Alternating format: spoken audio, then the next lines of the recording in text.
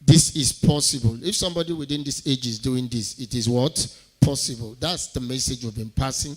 And they are come with wealth of experience.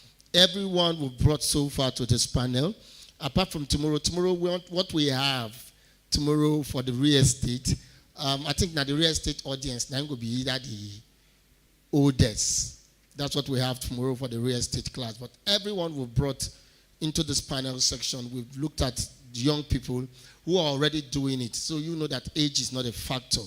That's what we've been able to establish so far. And then for today, we have two powerful sessions after this panel, and you will get the best of it. Don't forget, we have a section you will be talking about digitalization and borderless enterprise. Mean that in today's world, you don't need to have office before you start making money. How many of you agree with me? Yes, your WhatsApp, your phone number. Years ago, I heard Emeka Nobi share how he did a book launch on WhatsApp.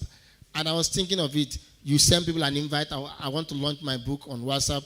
I'm inviting you. This is the link to attend. It's so and so date. On that day, people came in, joined the link, and after they joined the link, he reviewed his book.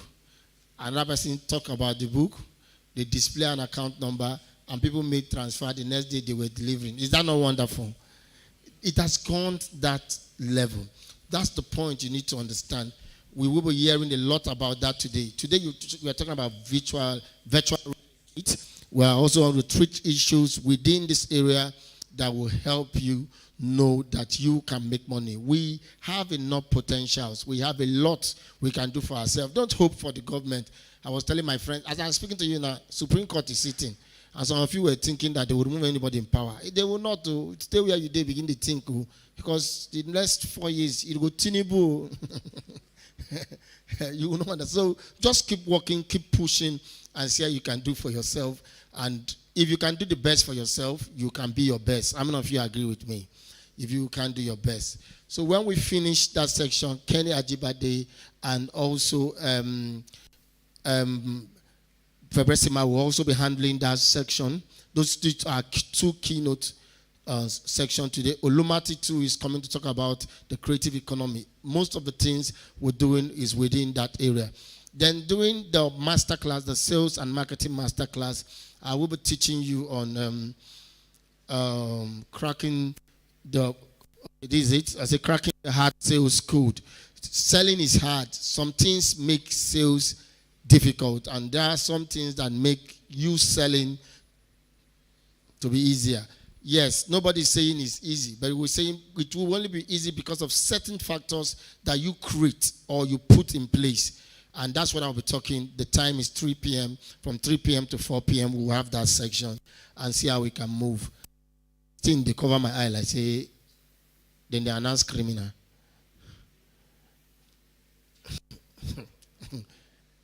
So when we finish, immediately we finish that, we take our second panel for the day during the evening section, and one for 30 minutes, the keynote speaker will talk and answer questions for 15 minutes. We are done for the day. We restructure our timing. The timing is 11 p.m. to 6 p.m. and we just have a break from 2:15, and then the break will take. When we have the break, please go downstairs. There's where you can eat. There are also people who are exhibiting. You can move around the exhibition room and see what you can buy for yourself, what you can buy for your friends. We're doing all this because we know that you will get value, and I hope you get value.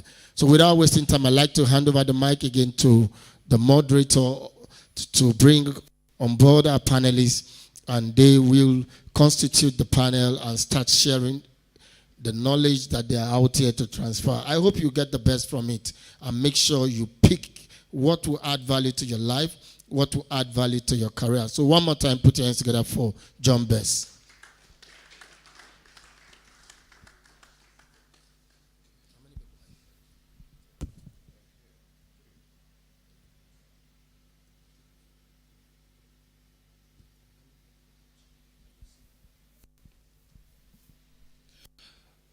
All right.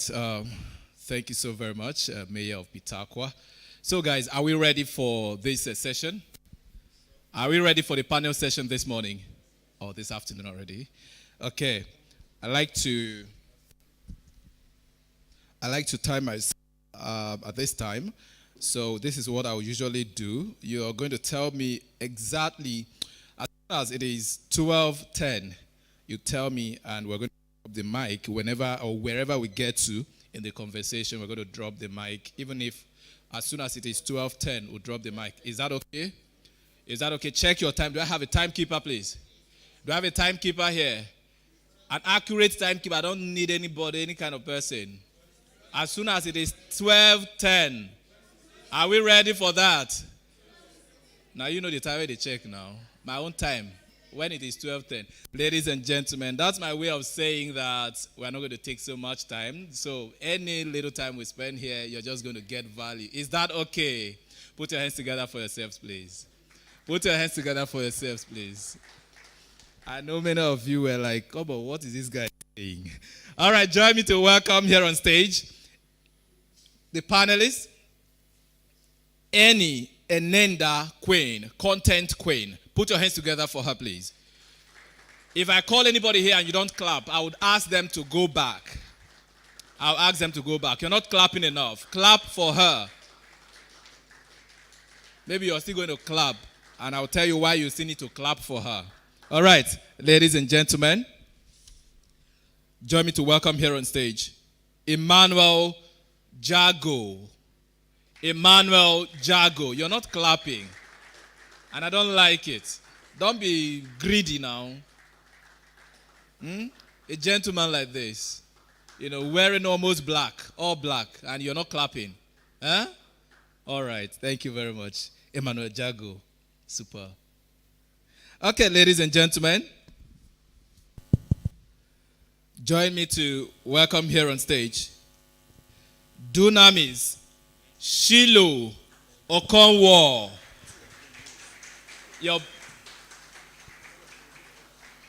Okonwo.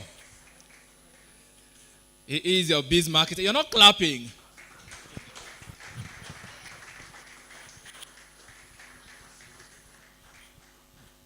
Gent. See as they look like, they talk, I need to do a lot this month. All right, once again, put your hands together for these amazing people. Now, you know why I'm going to tell you to clap for Annie Enenda Queen. She's the only lady in our midst. So, what do? Put your hands together for her again. Encourage her. I thought we have women here.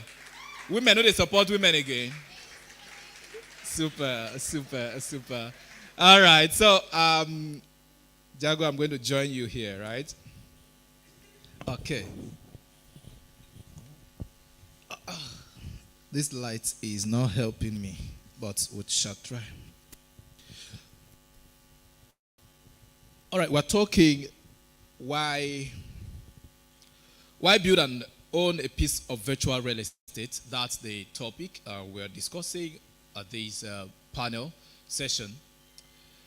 When I saw the topic, I was like, real estate,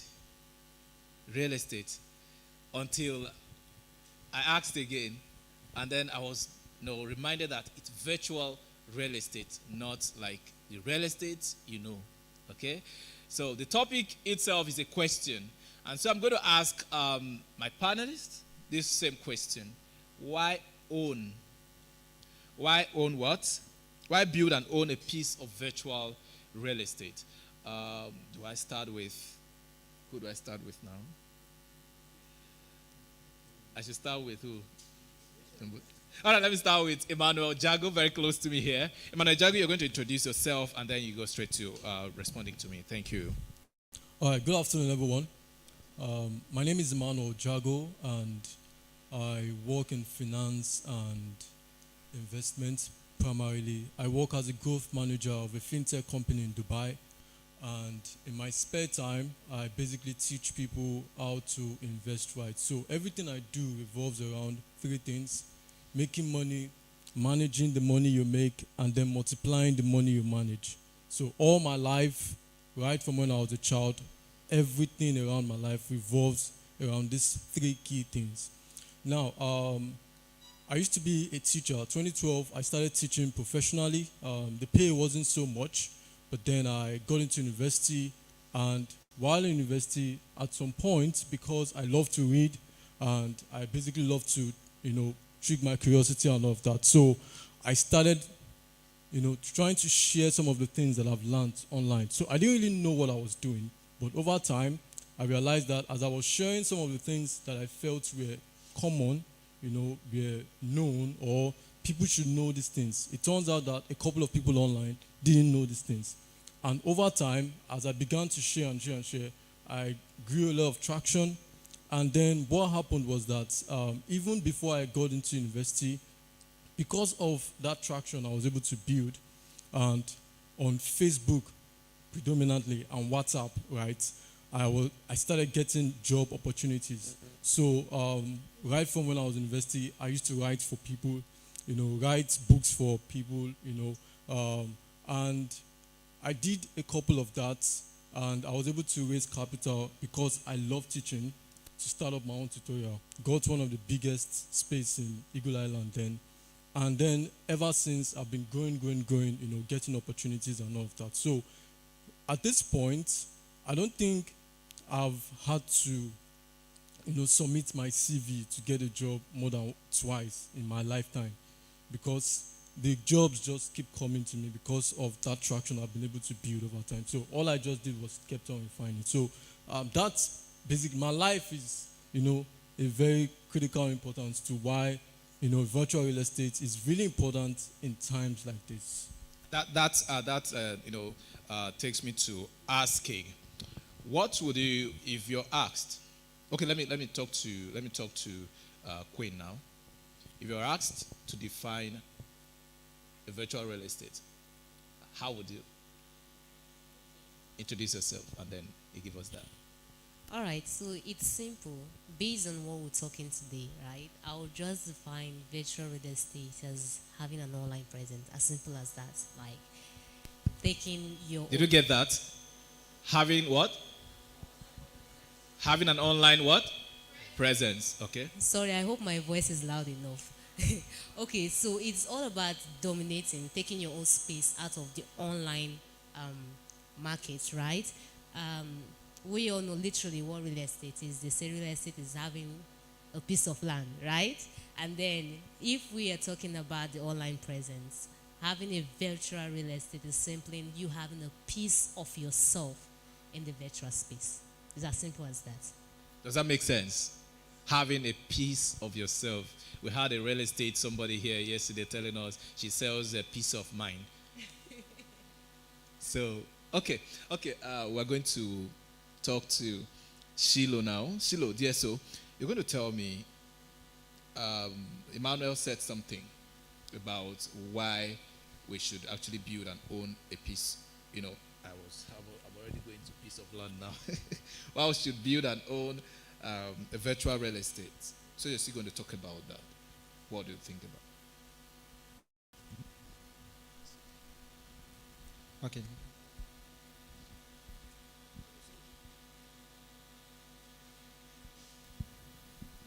Okay, so I'm a branding expert, so I do websites, I do graphics, I design strategies for business, and a lot around, helping brands stand out and, communicate their values in a way that resonates more to their target audience. So the first thing we need to understand when we talk about virtual real estate is that every social media platform is a website. So, and it means it's another person's website. So having an online presence should not be limited to social media. It's like you are building a house on another person's house. Okay, no. In fact, not just land, because there is hosting. Okay, so it's like you are squatting in someone else's apartment. Do you understand? Let's say someone has a duplex, so you are the boy squatter. That's what social media is. So there is a limit to your level of influence. Imagine building your business, building your enterprise, building everything. And then there was a recent blow up with Facebook and all of Meta companies and social media. So imagine you building and building. In fact, there are a lot happening now. There are a lot of things you can post on social media and then you can just, be blocked. In fact, even we were thinking WhatsApp could be our sure bet, but there is an amount of DMs or replies. You reply your own legit people, you'll be blocked out of WhatsApp. So the question is, how do you actually own a proper real estate? You have to come down to what you can control, not what you have no absolute control over. So we have to look down to having people's phone numbers, because you can only send them a message at any time, and then we have to look down to having an email. Any business, it's good to build a social media. I think all of what we do on social media is to generate leads, to take people down to our list, either to your WhatsApp contact, to getting their phone numbers or to getting their emails. So my own idea of having a virtual real estate is to have contacts that you can control, that you cannot be stopped. Nobody can stop you from sending emails and from sending text messages. So it's good to have a platform on social media, but all of that should be to drag traffic to where you can control. That's beautiful. Is from what you just explained, I think it's like most of us we are tenants. Is that? Yes, absolutely. We are tenants. So what happens? What happens to, apart from being online, Facebook, Instagram, Twitter, and all the LinkedIn? So would you say that if I own a website, I'm still a tenant? If you own a website, it's like you are better off. If you own a website, you are like you own a social media platform. So if you own a website, it's like you are let's say you are the landlord, but you just purchase the land, or you have a land on lease, because when you stop paying for hosting, your website will be offline. I think, Mother, you want to say something? Having a website. Having a website is great too, but then every website needs a traffic source. So that's why that also brings us back to social media. Okay. So Twitter, if you want to go into microblogging, you probably want to pass your message really well through text. Twitter is a great place. If you are someone who likes to pass your message through graphics and video, Instagram is a great place. If you like community, Facebook is a great place. But then the whole idea is that the whole idea of getting traffic, so that they can come to your website and all of that, is now the idea of an agenda. So it depends on what you want. So for someone like me, really,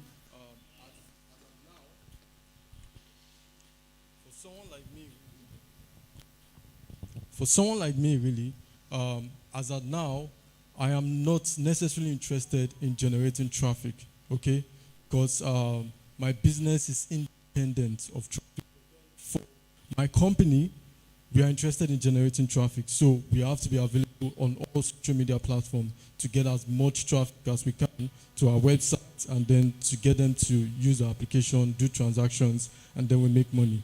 So the whole idea is that having that capital, that social media presence is really important. And here's why it is important. Now, there are three kinds of leverage, okay? There's labor, there's capital, and then there's media, code and media. In about 100,000 or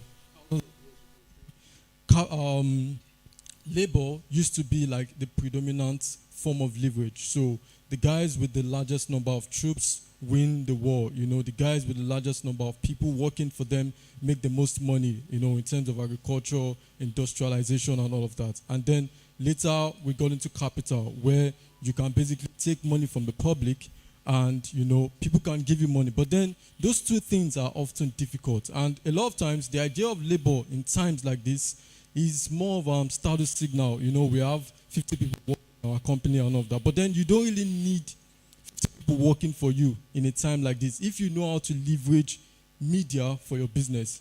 Because media gives you both of them. It gives you people who will be interested in your products and are going to pay you for it. And it also gives you capital in the sense that the public will be willing to give you money to run your business. And I could remember there was a business and some of my partners were running. We didn't need a fourth party. There were just three of us, and then we grew that business from about $1 to about $30,000 monthly. We didn't need labor. We didn't need people funding us. All we needed was to leverage on the media. And that media gave us that traction, and that traction gave us money. So it's quite important that if you do not have access to labor, people who are going to work for you, if you do not have access to capital, then leverage on the real estate, the online real estate, which is media, because there's almost zero marginal cost of replication in terms of value. Thank you very much. Please put your hands together for them. Okay, so I'm going to ask you, Content Queen, I'm going to ask, there are people today who are not online, but they are doing a lot. They are not online, but they are doing a lot. Okay, let's start with those that are their business need the online presence, not to be online, and they are not online. What would you say of these kind of people? All right, so everyone introduced themselves here, and I didn't, and I'll start from that. Okay, because I want you to understand something, because everything I'm going to be saying here is going to be as simplified as possible. They are the business, how will I put it? They are the bosses when it comes to the other aspects, but I'll be as simple as I can. I'm a digital marketer in simple terms, co-founder of Avox Tech, or people call me Tech, right? That's basically what I'm doing. I'm a tech enthusiast. Basically, no code. Now, he asked about people, let's say people who they are doing so much without the online presence. But what if I say they are leaving a lot of money on the table? How many of us want to make money in the house? How many of us are here that want to make money? You do not want to do the regular thing. Gone are the days when we do the traditional based stuff and we end there.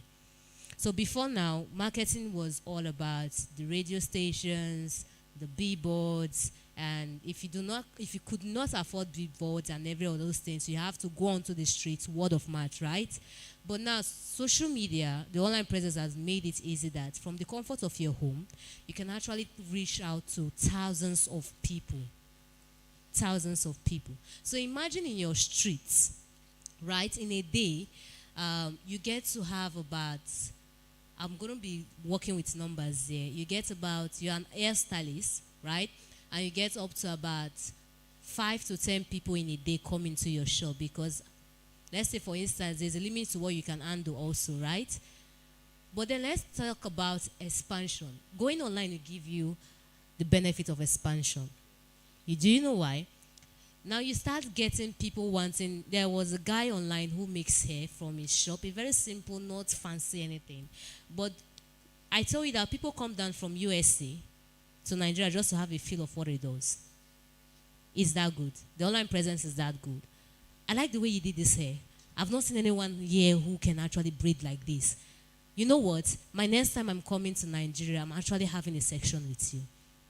All this was gotten what? Online, while he was still getting his usual traditional bills traffic. Right? If you're not leveraging on social media, the online presence, for me, I feel like you're leaving a lot of money on the table, which with our current economy states, you do not want to be found wanting in that aspect. Right? So what I would say is, why you try as much as you can to condone, to manage your traditional aspect, if you're looking for expansion, if you're looking to do something beyond what you're doing already, I think the online space is what you should leverage on. Have we heard, how many of us have heard of something they call online store? Online store, right? They don't have a physical shop. All they do is market whatsoever they have, maybe from their bedroom, online, and you start seeing people looking for them everywhere. They are making money, not so. But you have a shop. You're paying rent. You're paying for utility bills. Our Fine brothers in the street always come every week to collect their own dues and every other expenses. And you're not leveraging online. Then you're actually doing yourself more harm than good. I think I'll stop there. Wait, excuse me. I don't know. Sorry, you can clap. You can put your hands together for. I don't know. Are we still begging people or saying the advantages and disadvantages of coming online? Are we still doing that? Because if you don't want to come online, don't come online. Because some years ago it was where people used to say, "Guy, you are so much on your phone. Just focus on your." Today people are making millions on their phones. You don't have to pay rent. You don't have to do a lot of things. Just with your phone, people are being leaders on phone. There are, in fact, big brands. They are coming to consult. They are coming to beg. They are coming to pay teenagers, kids. In fact, for the first time ever in the history of human race, we are seeing where 21 years old, 19 years, teenagers are becoming millionaires, legitly. Not because they've graduated, they had a good paying job. No, people are just on their phones and they are doing amazing stuff. Native doctors, they are on social media. Haven't you seen them under your post, spamming people?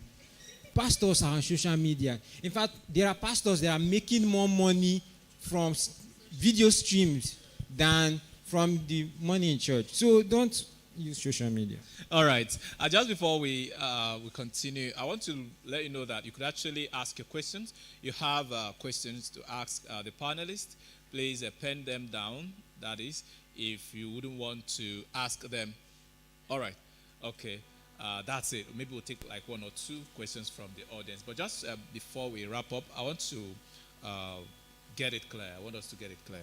How can one actually build a virtual real estate? Because a lot of times we ask these people, come online, but they don't know what, I don't have time, I don't have this, what do I even put out online and all of that. So how can we be virtual real estate owners? Okay, why I wanted to go first because I don't want to skip this. How many of us are on Facebook here? Okay, how many of us are on WhatsApp? Even though I don't consider WhatsApp as a social media tool. Okay. Majority of us here know the latest trends that are happening in Nollywood, BBN, and every other thing that goes on social media, right? And these people are the people that you always see telling, I don't know what to post. I don't know what to. Today, a particular news is circulating online, and I've been seeing a lot of people who have not posted for months, giving 2 cents on the topic. And these are the same people who you ask, please, whatever you're doing, post online. And they tell you, I don't know how to create content. I'm not a content creator. The same way you can come online in the morning and then you rant about what your neighbor did to you in the backyard. It's the same way you can come online, that's simple.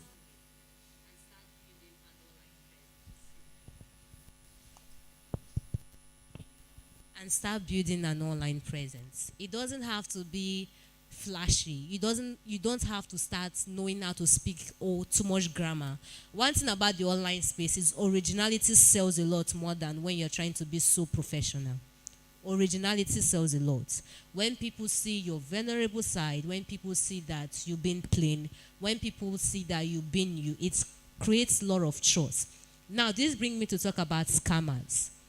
A lot of scammers out there do what majority of legit businesses are supposed to be doing on the online space. So they wake up every morning, they come, they showcase whatever they do, they put it in your face. The next day they are coming up, they are showing you screenshots of people that have invested, reviews, like we call them reviews in the online space, right? Review says a lot. Majority of us have legit businesses here, but we don't even leverage on reviews. We just come everybody and we be like, if you don't buy my market today, I'll go back village. You buy my market today, make I not go back village. Outside that, what else are you doing? Outside that, what else are you doing? Right? And majority of people say, I'm a stay-at-home mom, I'm a mother, being able to control kids and having a presence online. Please let me just stay in my shop in my one. I cannot do it. I cannot do that. Women, oh you. We attend majority of these August meetings, majority of these offline functions. If we can do that, we can actually come online, pick up your phone, join communities. If you can actually pick up your phone every day and you are shouting about what Nengi did, what Fina did, you are always in the comment section dragging with everybody, you can actually pick your phone, go to YouTube, sit down for, I'm not telling you to watch a 6-hour tutorial or something. Pick up a simple course on how can I actually create an online presence. And then you can do something with that. We also agree that we do not watch our kids 24/7, right? We also have the times where we kick them inside their room and tell them, please sit down there, you are grounded. These are times where you sit down and you evaluate what you want to do with your life. Gone are the days when nobody is praying for something to be bad, but gone are the days when the men are only the people who are providing in the household. If anything like that still happens in this digital age, you are the one who is going to lack at the, what do they call it, at the end of the day. You are the one who is going to suffer it more, because if he's not there, what then happens to you and your kids? Right, all right. I think Emmanuel wants to Emmanuel wants to add to that. All right, so I think my closing remark would be, sometimes the first question you want to ask is, how do I actually really start, right? The first thing is that it's quite easy to build a brand if you express yourself, your unique self, right? Because no one can do what you do the way you do it. I studied marine engineering. That's one of the primary reasons I even came to Rivers State in the first place. I was born and raised in Lagos. And right from when I was a child, my mom would always tell me, she'd say, you are going to be an entrepreneur. You know how to make money, you know how to keep money, but you don't know how to manage it. That was my weakness. And when I got into university, I noticed there was nothing marine about the engineering. In the bid to look for options, I decided to start expressing myself. And that gave me all of the notes that I have in entrepreneurship today.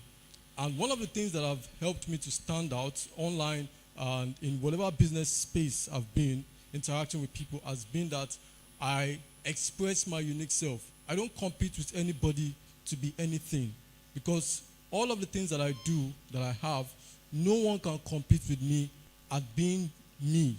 So you have to find your unique self, and then the next thing is you have to learn to start studying. A lot of people have challenges with reading, and they say, oh, I don't have time to read. When I take a book, I don't know how to read or whatsoever it is. The issue is that your curiosity was actually taken from you, and it's not your fault. Every child is curious. What happened was the academic system turned our curiosity into, I'm trying to find the word, into confinement, conformity. So we are now saying yes sir, basically. But then while we're growing up, we all grew up with that curiosity, and that curiosity was taken away from us. So you have to find your curiosity, and how do you, start bringing back that curiosity? You have to start looking for things that you have interest in. There's a quote that I love so much, and it says, everyone reads, but some just haven't found their own books. You have to find your books, and that's the only way to start.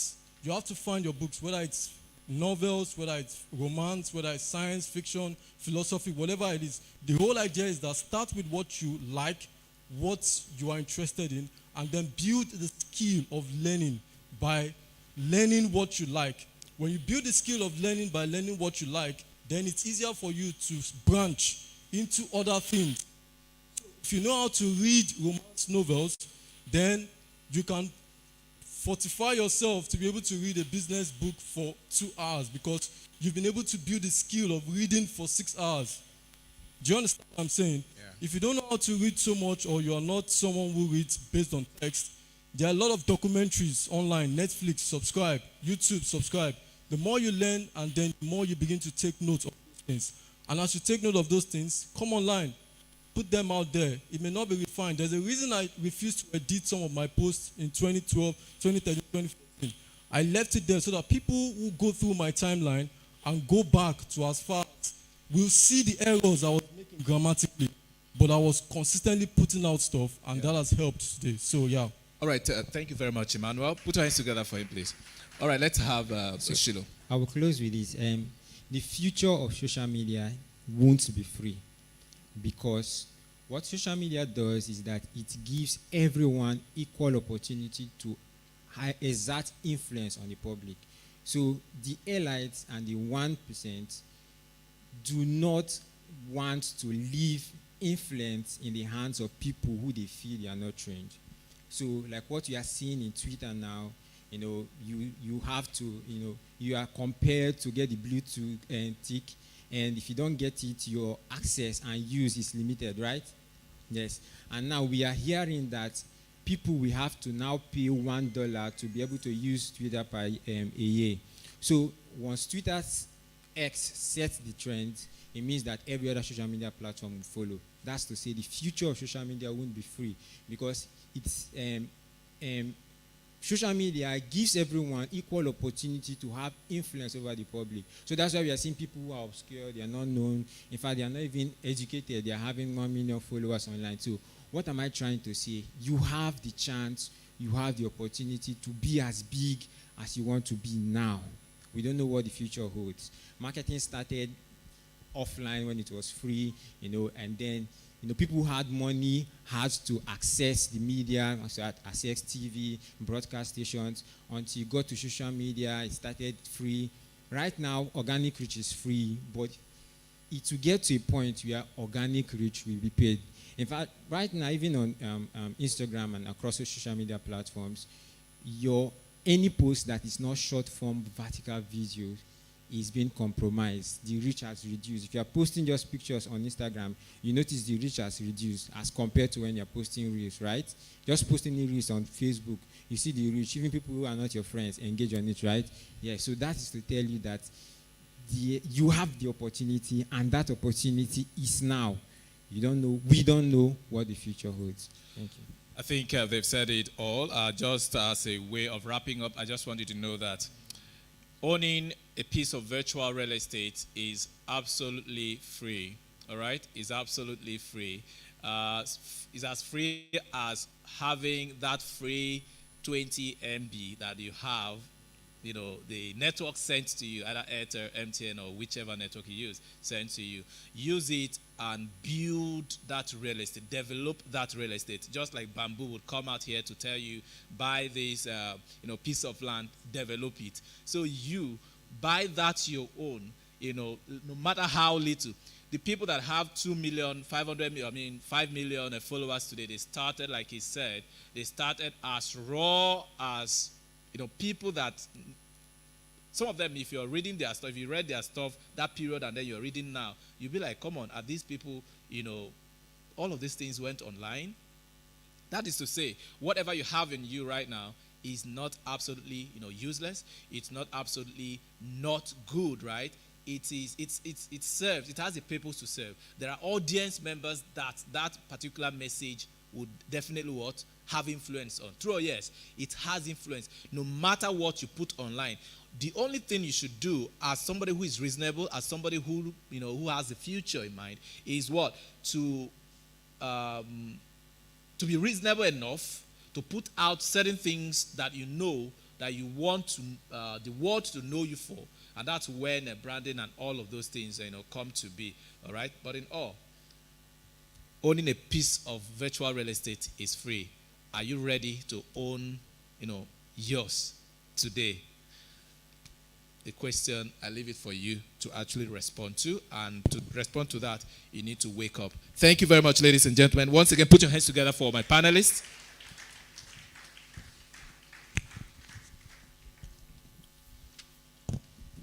Thank you. I think you can do better. Just put those hands together for our panelists.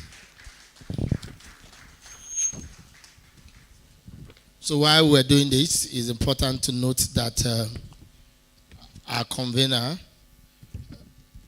which he has been doing this for 13 years. You should know that 13 years in Nigeria, like 30 years in America. For you to do this in Nigeria for 30 days. That means you've been doing this. If in America, you would have done this for 30 years. So please, let's put our hands together for Pastor Uche. And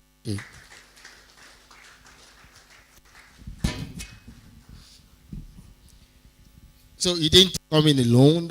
At the same time, our speaker for today also working. I placed my very good friend. This is my second or third time I'm hearing him. I will be hearing him speak. Please put your hands together. We should call him comrade by all standards. Better name Febresima. Please put your hands together for this tech guru. You're welcome, sir. We're happy that you are here with us. Yesterday, our speaker was so much knowledge, and he walked in this morning to support our convener. With us also this morning is High Chief Emeka Ezekwe. Thank you, sir. Thank you, sir. Yes, he's the Group Managing Director, Chairman, CEO, MD of Arrowcons Group. You're welcome, sir. And my very good pastor, Supportive. He's a financial expert. He's a relationship counselor. He speaks to SMEs, and he's going to be our second speaker this morning. Please put your hands together for Kenny Ajibade. But I call him Pastor Kenny Ajibade. That's my pastor.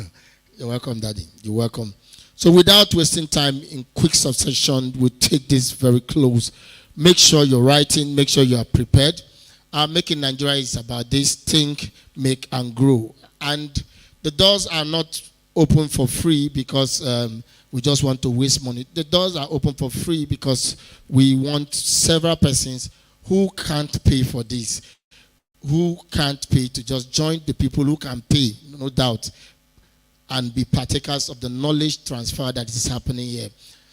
It is for free because someone cares about your future, about your business. Someone wants to see you begin to succeed, not just survive, succeed. And that's what the convener had in mind: think, make, and grow. At some point, I will ask the media to flash the account. If you want to support what Pastor Chanuche is doing, I will appreciate you do that. Also, there are raffle tickets. We will be having a raffle draw. Somebody will win a plot of land courtesy of Bamboo Real Estate. Please put your hands together for Bamboo Real Estate. The CEO of Bamboo will be our speaker for tomorrow morning, and you need to come hear him share knowledge and speak to you. A very young, enterprising Igodalo is one person you should listen to. So for 1,000 naira, you can get that raffle ticket and partake to be a winner. Okay, inside the land, we have other things we'll add to the raffle, but the grand prize is going to be a plot of land courtesy of Bamboo Real Estate. When we also go for our recess this morning, I want you to go downstairs, look around. The exhibition hall is just under this hall. So just move in, check a couple of things. Eat if you want to eat, buy books if you want to buy a book, buy clothes, buy jewelries, buy anything you want to buy. You can't get it there. Just make sure you patronize the exhibitors. We will get them to speak before one or two to speak before we leave this morning. I don't know how many of you have been attending this since we started. I want to ask you a question. Have you been getting value? So much value. Can we clap for the organizers? Value. The morning section, you get value during the morning section? Yes or no? During the master class, our sales and marketing master class, do you get value? During the panel sections, you get value. Evening sections, all of that will hold that this today. Isaiah, my friend Olumati Isaiah will be speaking this evening, and I want you to be part of it. Without wasting time, we have two speakers trying to talk to us this morning, and they will be sharing their wealth of experience within this very important area. I call it very important area, talking about the digital economy, and that's what our first speaker will talk about. And of course, our second speaker is still coming to tell you the impact and the need, why you need to maximize that. Distinguished ladies and gentlemen, without wasting time, I want you to put your hands together with a better ovation. Please welcome welcome the tech guru himself, Berenice Fabresima, as he comes. If he's in church, we say, be a blessing. You're welcome, sir. I'm loyal. I'm very loyal. Thank you. Can you hear me? Okay, thank you, and good afternoon. When KO says I'm loyal, you should be worried. And very worried. Can you hear me? Okay, I said when KO says he's loyal, you should be worried. And very worried. Thank you for the opportunity to come speak. When I was invited to speak, I was important for a lot of reasons. Currently, what I do does not allow for public speaking. But having watched Make in Nigeria and understanding the passion and vision, and as one who also organizes conferences, I said it would be a disservice and unfair not to honor the request to speak. And permit me to spend some time to commend the convener, Pastor Uche Onoche, for this wonderful, wonderful initiative. Not just because of the choice of focus, but to have something endure for this long, 13 years, like KO said, it's like 30 years. It's not easy. It's not easy to do it outside the major Nigerian hub. And those who organize events know what I'm talking about. And it can only be passion that would have kept this going for more than a decade. It's said of Nigerians, especially Nigerian billionaires, that they are among the laziest set of billionaires in the world. And that's because when you see billionaires outside the world, outside Nigeria, they get to the point where it's no longer about the money, but about the impact. And so, you see, Bill Gates, for instance, he's made the money and he's dedicating to eradicating malaria. So much so that he's even more knowledgeable about malaria than Nigerians. Mark Zuckerberg, Elon Musk, somebody talked about Twitter and X. And when you find out the reason why he acquired Twitter, it's not because of the money, but because he has a desire for humanity, and he feels that platform would help him achieve that.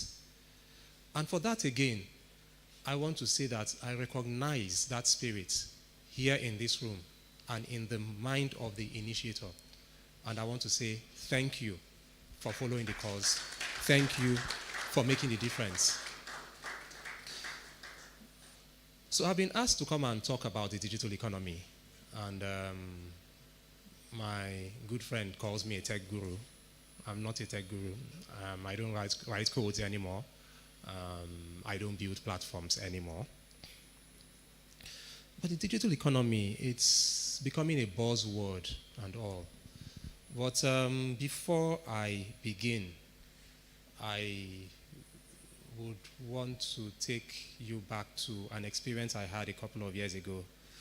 That was in 2007, I think. We decided to do an upgrade in our office and wanted to buy new equipment. At that time, the iMac, I think, was still new in the space, and we ordered for an iMac and some other equipment from the UK.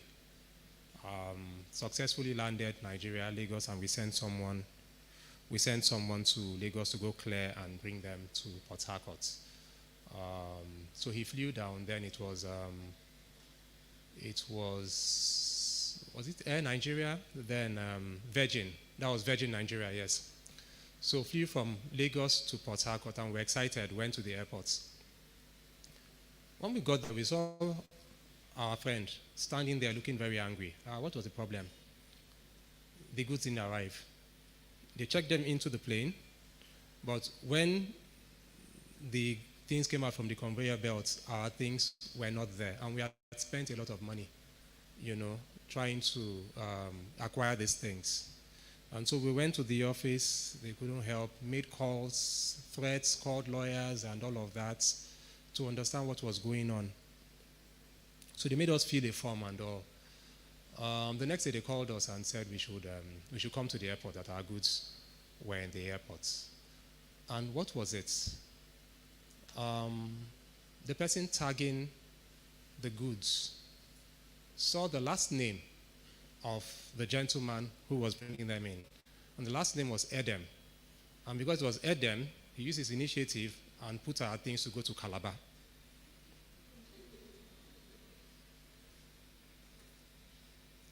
And that just taught me something. I mean, we found it amusing, but that just struck that is the bane of Nigeria's problem. Initiative.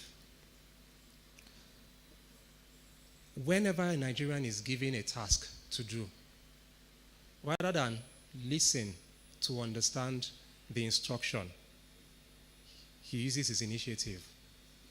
And it shows in every aspect in our endeavor, including the digital economy. And I will explain as we go. But before I begin, I want to take us back to the very beginning of this term called the digital economy. What is the digital economy? I looked it up, and the definition I got here was that it's an economic system that is based on the use of digital technologies. And so anything that has to do with digital technologies and can generate revenue falls under the digital economy. In recent times, we see a lot of young people who talk about the social media, and many of them are making money off the social media. And the question is, are they really optimizing the potentials of the digital economy? That we'll look at as we progress. What has led to the growth of this digital economy? One of the things is internet penetration that has gone across the world and is getting deep into the continents. Mobile devices has increased the growth of the digital economy. But it is very important that we know where we are coming from so that we understand where we are and where we are headed. Now, how did this whole thing begin? Computers, the internet. Far back in the 40s or thereabouts, the US Army used to interact through devices. Universities in the US used to share information through what they call mainframes, giant computers. But it was a problem because the process with which you could send information from one mainframe to another took a lot of time. And so there was this researcher in an institute in Europe called CERN. CERN is a French word, but it's an acronym for European Organization for Nuclear Research. And Tim Berners-Lee, an American researcher in CERN, decided to do something about this transfer of information. And in the process, he developed what is called the World Wide Web. Mind you, by that time, we had the internet, but it wasn't as it is today. And so he discovered the World Wide Web, and it was a great discovery at the time. However, CERN is focused on physics, and so that research institute did not have a place to further develop that discovery. And so the CERN guy said, well, Tim and his partner, Robert Kalu, say, well, fantastic, we like what you've done and everything, however, we cannot support this here. And so he left CERN looking for an institution that would help him further develop this. And in the process, MIT saw the prospect, invited him, gave him a 10-year grant to come and develop this thing we enjoy today. 20-year grant to develop it. And that was in 1989. And it started growing to World Wide Web and eventually the social media that we enjoy today. And that led to online companies, .com companies, and all. But it's important for us to understand that at the time Tim Berners-Lee discovered this, he had the option to monetize it, but he didn't, because he wanted it to be a contribution to the betterment of humanity. At that time, the market was ready, and if he had monetized it, he would have been the world's wealthiest man. Now, for context, those who were old enough to remember, in the late 90s and early 2000s, when cyber cafes started springing up across Nigeria, the cyber cafe people would charge you not only for internet time, but they would charge you even to check your mail, and people were paying. Is anybody here remember? And people who probably had used the internet outside Nigeria and came back to Nigeria and went to these cyber cafes and say, look, what you're doing is wrong. We're not supposed to pay for this. What happens? They will tag that person a troublemaker, right? And what did I tell us? That at that time, the mindset to getting data was that you were going to pay for it. Now, I felt the need to mention this because wonderful speakers, listening to them before now, the panelists, talked about a time when, we will begin to pay for this information. What's happening is that the world is going full cycle, back to the way we used to know it. And so, internet was free, and it's free. And to make money from the internet, there had to be another business model, which is adverts. And so you consume and somebody pays via adverts. And that led to another one, which we call e-commerce, where you buy through a particular site, and that site makes money off the transaction. And that concept became new within the late 90s. That became new, and we started seeing companies grow. So we had a company like Hotmail. Who remembers Hotmail here?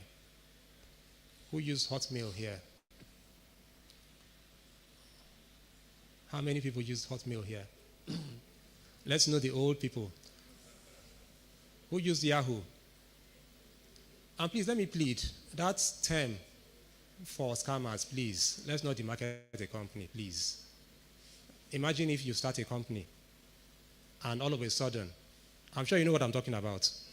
Imagine if you start a company, you've invested so much. That company would have acquired Facebook, but they didn't see the opportunity on time, right? Yahoo. And because they failed to take advantage at the time, I'm digressing, but they failed to take advantage of the opportunity because they didn't see it. And the reason why they didn't see it was that they didn't think that mobile would be what it is today.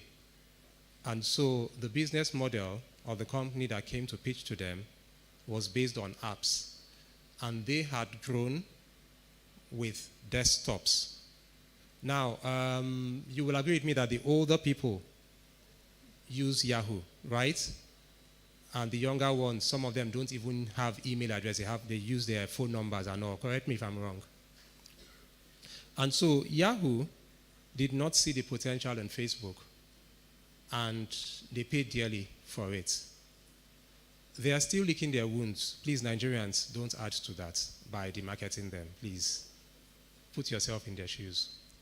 And so, back on track, we had this time when dot-com companies started coming. And those who could see the future and key into that future made it big. One of them was Hotmail. Hotmail, who knows where Hotmail was first launched? Can anybody tell me? Okay, to save time, an Indian built Hotmail at the time, and it grew very rapidly to the point where then Bill Gates acquired it for $500 million. And after that, the guy retired and just went to spend the rest of his life, enjoying his life. And so we had that. These companies started coming up, and they led to what we see today, the tech giants that we see today. Now, today, companies within the digital economy have now displacing the traditional companies that have been the most valuable companies. So companies like Shell, GM, ExxonMobil, and the rest are no longer topping the list of valuable companies. Today, we have companies like Facebook, Google, Apple, and the rest topping the list of most valuable companies. And that leads us to an acronym called FAANG. Does anybody know what that is? FANG. Who can tell me?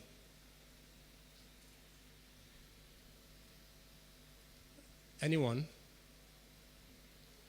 Okay, so FANG is an acronym of Facebook, Amazon, Apple, Netflix, and Google. So specialists in the stock market have seen these brands as the hottest in tech, and so they have given it this acronym.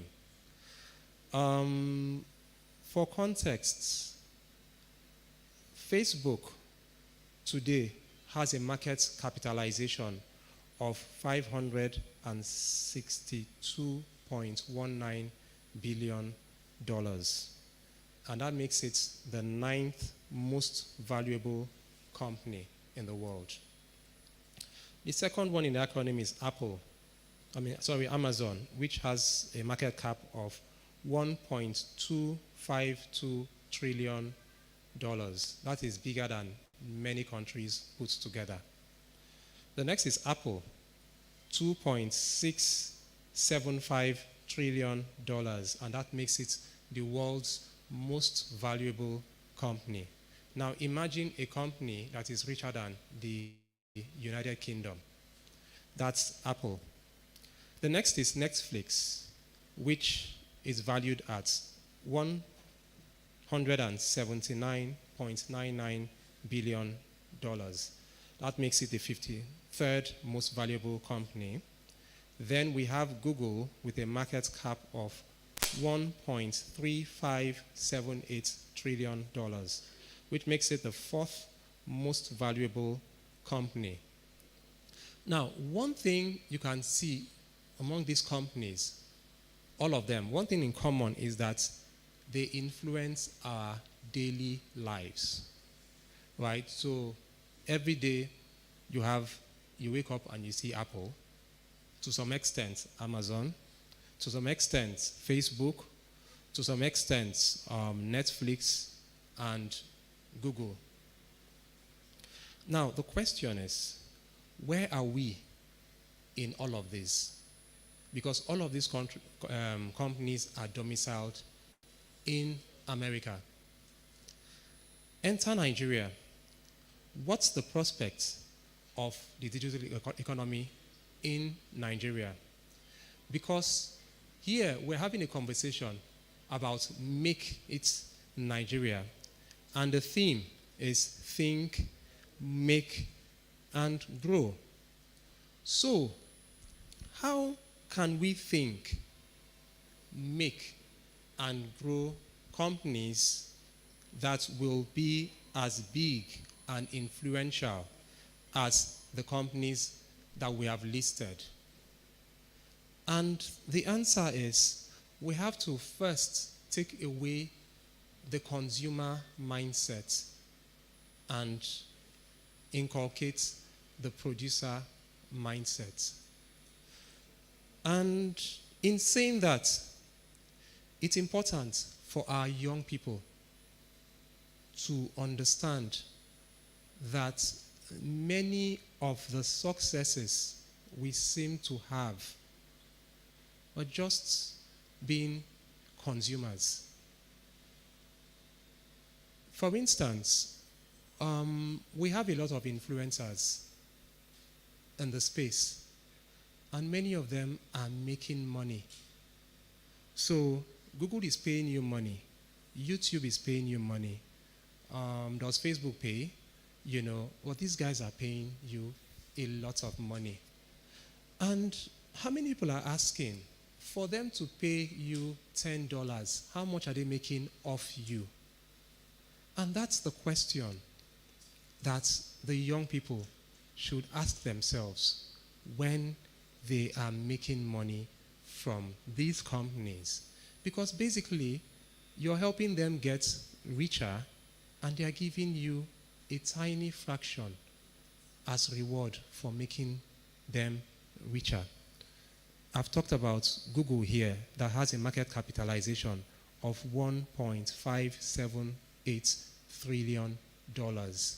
And we have people, Nigerians, who are making a lot of money via YouTube. So basically, that's just a tiny commission to help them get this market cap.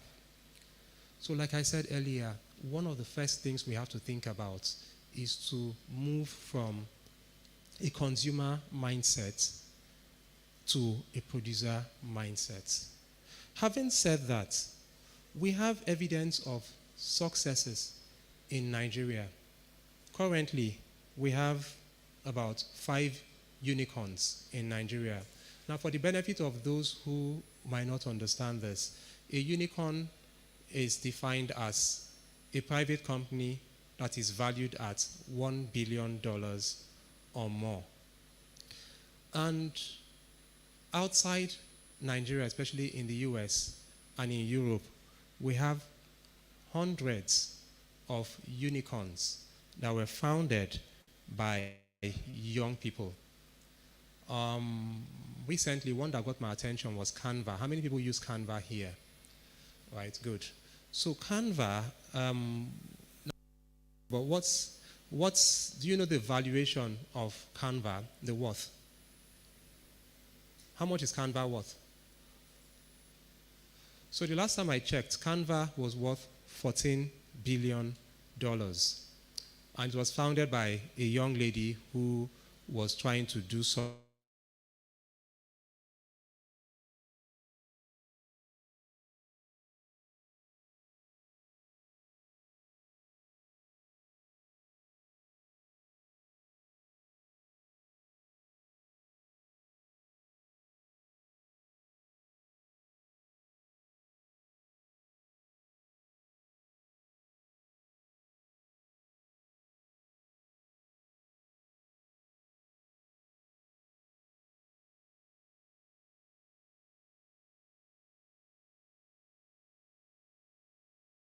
founded in 2012, and today it's a unicorn.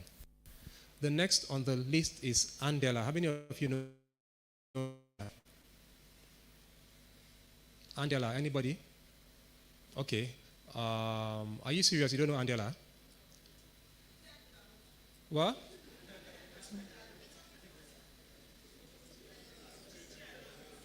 You said what? Is it Angela Wosu? Angela Wosu, that's consumer producer, so you're a consumer, right? So Angela Wosu is an influencer, right? Andela is the reason why Mark Zuckerberg came to Nigeria a couple of years ago. And I would say this, Pastor Onoche was in Asia Town at the time. I think a particular bank, I'm not going to mention names, was there, and he spoke. And what he didn't know was I walked up to the CEO and asked him a question. And I said, a young man, then worth $50 billion, came to Nigeria, did not go to Broad Street, but went to Yaba and walked 2 kilometers. Does that bother you? I said there was no need for that conversation. And so it's important that we, start understanding these things, because knowledge is very important. So Andela is a startup that was founded by a young Nigerian who was in Canada, came to Nigeria, saw a problem once when, I don't know which company was hiring, and there were lots of applicants in the stadium. And they were like, look, unemployment is a big problem. I have to do something about it. And he created this business to help software developers to get jobs abroad. He struggled, and eventually he got investment, and Mark Zuckerberg eventually invested $25 million at the time. And that was why he came to Nigeria the time he came. And Andela has since grown to be a company valued at over $1.5 billion. So that's the other company on the list. The next company on the list is Flutterwave. How many of you know Flutterwave? Show of hands, please. Okay, that's good. So Flutterwave, it affects your life because most payments are done with Flutterwave, right? And so the person who founded Andela later left Andela to start another company, and that's Flutterwave, and is valued at over $3 billion. Mind you, this young man turned 30 2 years ago. The next is OPay. OPay was founded in 2018, and today it's a unicorn. How many of you use OPay? Okay, how many of you can appreciate the impact OPay is making on the Nigerian society? What's one of the impacts? Fast transaction, what else? Say? What? Spend and save, yes. What else? Yeah?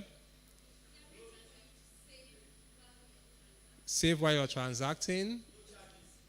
Of course, I wanted to hear that. No charges, but be careful, though. Be careful. So, of course, so no charges. I don't know.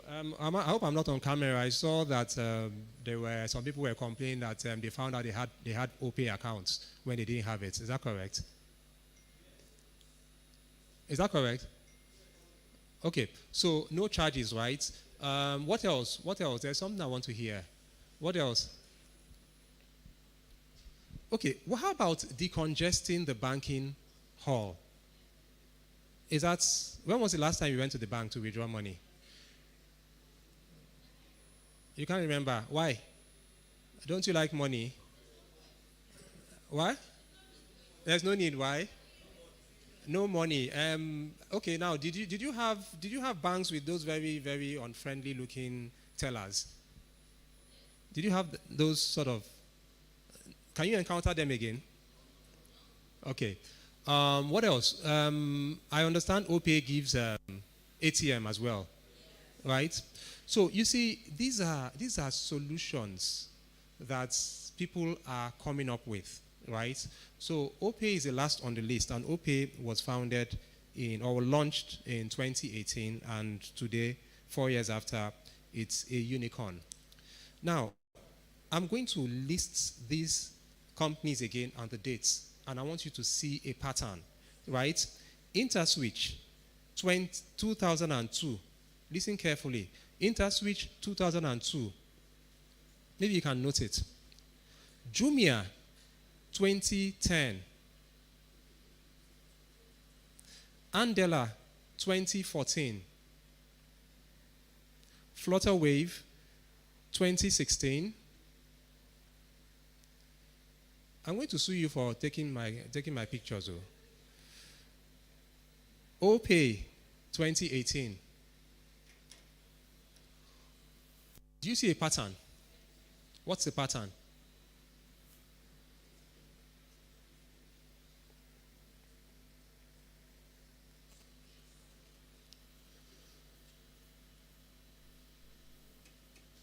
Can someone tell me what's the pattern?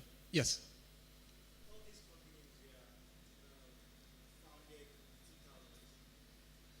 Good point. Good point. Very good point. What else? Pattern. Yes. In 10 years, right? Good point. Another good point. Founded in 2000s, right? The other one is in 10 years, right? Another one. Another pattern. Yes. Sorry, I can't hear you.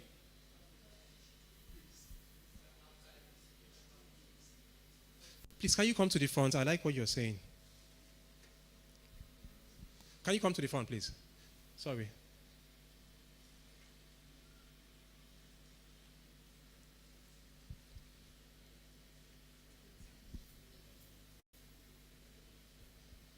Okay.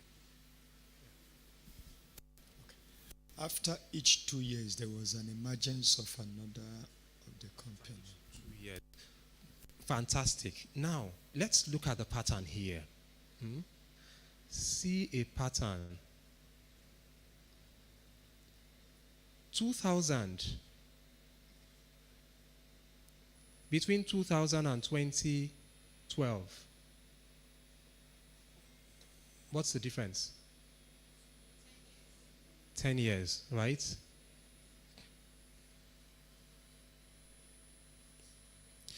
Between 2012 and 2014. What? Between 2014 and 2016. Between 2016 and 2018. Between 2018 and 2020.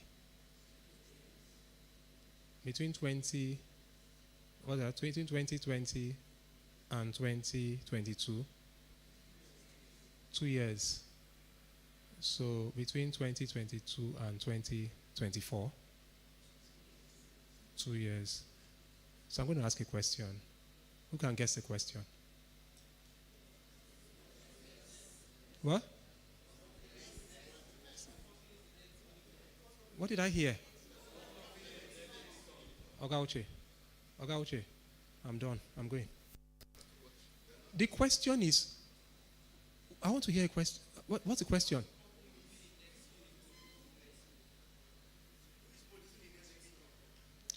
When am I producing the next unicorn?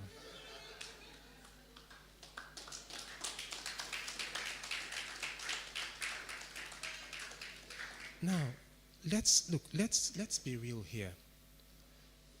This is the time, right? Who knows this author, Malcolm Gladwell? Malcolm Gladwell. Fantastic. Come. Look, Outlier. You've read The Outlier? You read Outlier? Who else has read that book? Please look for that book and read. Outlier. Right? If you read Outlier, you would understand that we are living in a very important time in history. And one of you can become the next unicorn.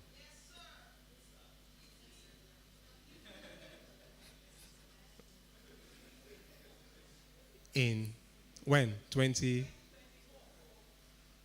Go for it. Now, the truth is, it is possible. That's the truth. It is possible. Now, what are the challenges that are affecting the growth of unicorns? We'll come to that. But I don't want us to miss something here. I talked about patterns, right? So we can see that there is a 2-year thing. So I don't know. Those who do maths know that, look, patterns, they don't lie. So let's key into that, right? But what else do we see here? Of the 5 startups or unicorns, 3 of them are in the fintech sector. Right? So Flutterwave, OPay, and InterSwitch, fintech, right? Jumia, e-commerce. Andela is a talent accelerator, right? Now, a lot of, if I ask anybody here to talk to to mention a tech giant in Nigeria, chances are they will mention a fintech, right? That tells a lot about our economy, and it's not very good, right? Now, we've talked about these startups. None of them is up to $10 billion. Meanwhile, Canva, that many of you use, is what you call a Deca unicorn. It's more than $10 billion, and it's not fintech. So that means that there's a lot of untapped potential outside the financial space, and it's left for you to tap into it. And so while my friend says, yes, I'm the next, we need to understand that, look, it's not as easy as saying it, right? And so when I saw Think, Make, and Grow, I smiled. And I smiled because these steps that we take, that we put in place for people who want to grow successful companies in tech. And the steps are think, build, launch, and grow. So I don't know if I would come and my lawyers and yours would have interaction about think, make, and grow. But it tells a lot about how minds converge even when you haven't met physically, right? And so when you say amen to that, I want you to realize that, look, the first step is for you to think, conceptualize it. And that's the beauty of the digital economy. Because what's in your mind, you can produce it and market it and become wealthy. Or let's say impact the world, right? So the first step is to think and conceptualize it. Now, one thing that inspires that kind of thinking is problems. So it's a problem, trying to solve a problem that leads to innovation. So it's to look around you, the problems that are there and how they can be solved via technology. So the first step is think. That's the easiest part. The next step is build. How can you build? And after now, I can share different steps on, how you can build successfully, right? So the next step is build. And after building, you launch. Now, launching means you're taking it to the market. So all the talk, all the ideas and everything, it's time for you to test it. And when you launch, many times you realize that, look, it's not as you had thought it was going to be. In fact, Mark Tyson once said that everyone has a plan till they get punched on the face. So that's the launch stage. And after you launch, you grow. And so think, make, grow. I would say think, build, launch, and grow. But like I said, it's not as easy as it sounds, especially here in Nigeria. And so the question now is, why do we have in America, for instance, companies that are richer than many countries combined? But in Nigeria, the ones that we are celebrating are just unicorns, not even deca unicorns. You know, you have trillion-dollar companies elsewhere, and we are celebrating just the unicorn, right? We have Uber here, we have Bolt here, right? We have Palm Drive, and Palm Drive is struggling because you have foreign companies that are dominating the local markets with foreign funds, right? Whilst if you go to Singapore, you have a company called Grab. It's an indigenous company, but they grew to the point where they acquired Uber and took over Uber within the whole of, Southeast Asia, and it's a deca unicorn. So why would we now in Nigeria, what is our problem? You know, what is it? Is it that there's something in the water? What exactly is this Nigerian problem that makes it difficult, you know, for us to actually succeed? Can someone tell me? If people are laughing here, can someone volunteer an answer? Yes, please.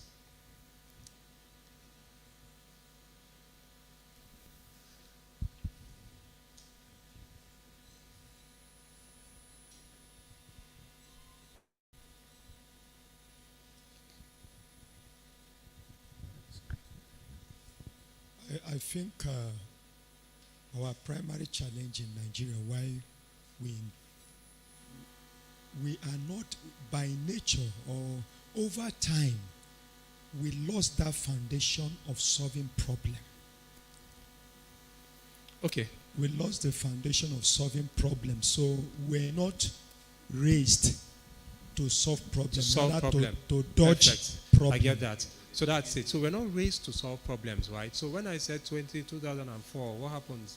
We say the next unicorn, but not me, right? We're not raised to solve problems. So first thing, the mindset, right? Seeing a challenge as an opportunity, you know, for innovation, mindset. That's one. What's the other reason? Yes, sir? Okay, well, I feel like we are conditioned because let me use a perfect example. I learned about conditioning, as a matter of fact, from psychology, Skinner. So, let's say, for instance, Big Brother Niger. So, are we going to have a lecture here? No. Okay. Okay, just make it like in 30 seconds, please.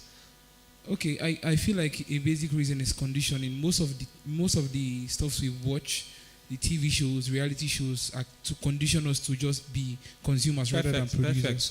Perfect. So I saw a video, I don't know how true it is, but that the Chinese government, they set their algorithm for TikTok, you know, so that you see achievers. But the one for the rest of the world is people who are dancing and all of those things. I don't know if you saw that video, right? So achievers, you know, so that goes with that. So, yeah, so there's that.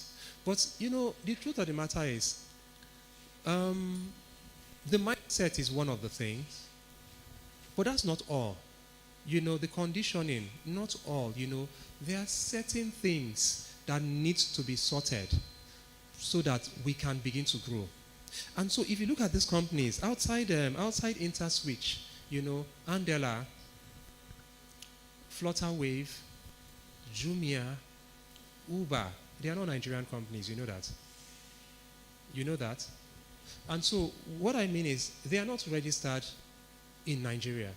They might be started by Nigerians for the Nigerian market for a start, but they're not Nigerian companies, and that's because we don't have the framework that would enable a business in the digital economy to thrive at that today.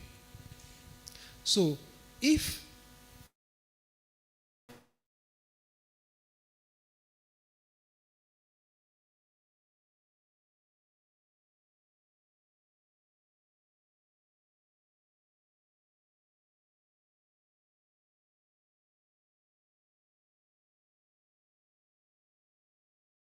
right? You would have to incorporate in Delaware. That's the condition for them to invest in you. So when you incorporate in Delaware, what happens? That company automatically becomes an American company, right? And so Flutterwave, American company, Nigerian branch, right? Andela, American company, Nigerian branch, right? Jumia, German company, Nigerian branch. And why is that so? Our judiciary and other things are not to the point where investors would have confidence in it, right?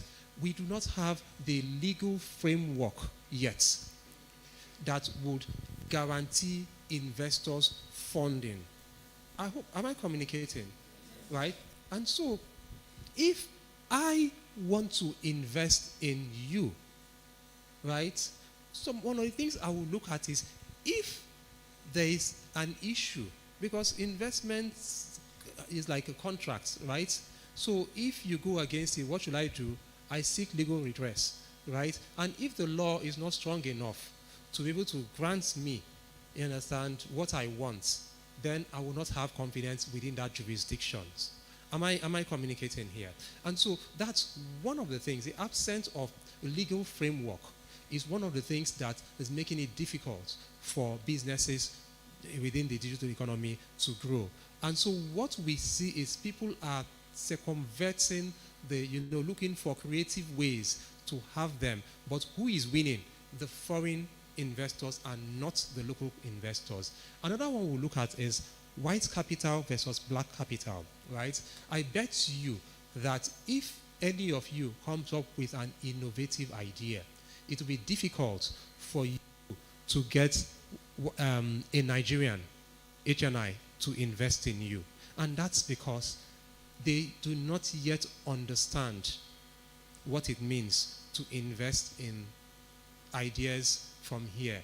And secondly, you do not have the legal framework that would make it easy, that will guarantee their investment. So that's another one we'll look at. Then you look at the other things like the OPEC system, electricity and all of that. And I'll talk about electricity because when you look at the digital economy, another area where we are losing, where people are not looking at, is in hosting. And so most of the information you consume or you have are not hosted in Nigerian soil. Am I communicating? And so if you say you're a web developer, for instance, and you want to build a website for a client, where are you going to host that site? Chances are on American soil. Right or wrong? Where? Soil. Right? So most of, who builds websites here? Who builds websites here? No web developer at all. So when you want to host, the company you're dealing with is a company that pays tax to American government, right? And so when you look at that, these companies, their servers are not on Nigerian soil. What means is that the engineers, so imagine Google, for you to be doing what you're doing on Google and Facebook, imagine the size of the server. Some of them are as big as towns. Imagine the engineers that are working on these things, engineers alone that they are hiring and all. So when you look at these things and see that these things are not domiciled in Nigeria, it gives you an idea of how much we're losing within the space. I think I am going out of my time, and the body language of the gentleman on the right is showing that. And so I will just summarize with something to get you all thinking. In all of these, there are also factors that determine whether you succeed or you fail in building your tech company. So sometimes it's not whether your idea is good or bad. Sometimes it's not whether you have the funding or not. Someone did a research to find out why some businesses succeed and why some do not. And number one on the list was timing. The next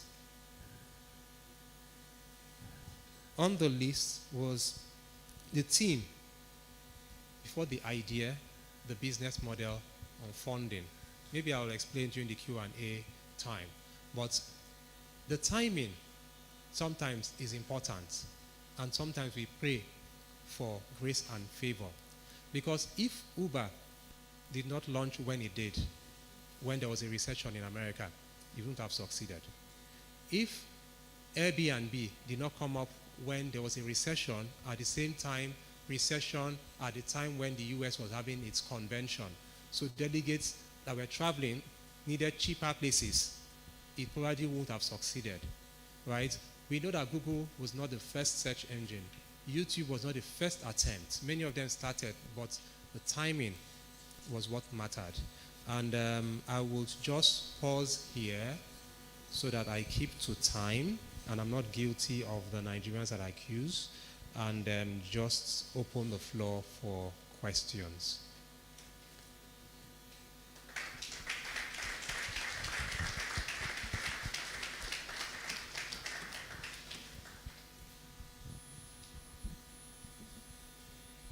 Okay, well, I hope you're coming to ask a question. No?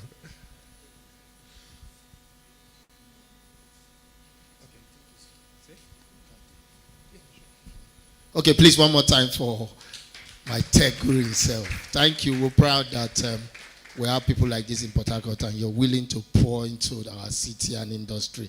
So we'll take two questions. Let me see your hands up. But do you see the way the way you teach? Very easy to grab. Yeah, you're not in a hurry. You've made it already. Now we the rush. Yeah. Okay. Do I have people who want to ask questions or take 1, 2? Okay. Please just come out. Let's make it easier.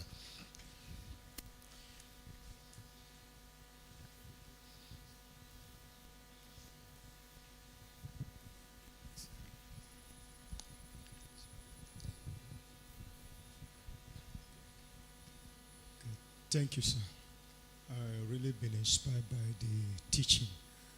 I made reference to knowledge is key. And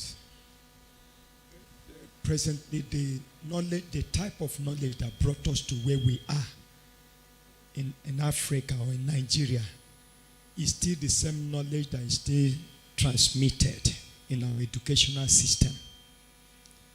So in going forward, using Nigeria as a case study,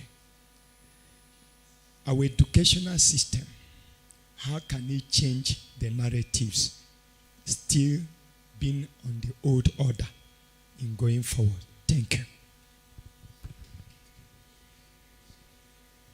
Can I answer that? Okay. Good afternoon, sir.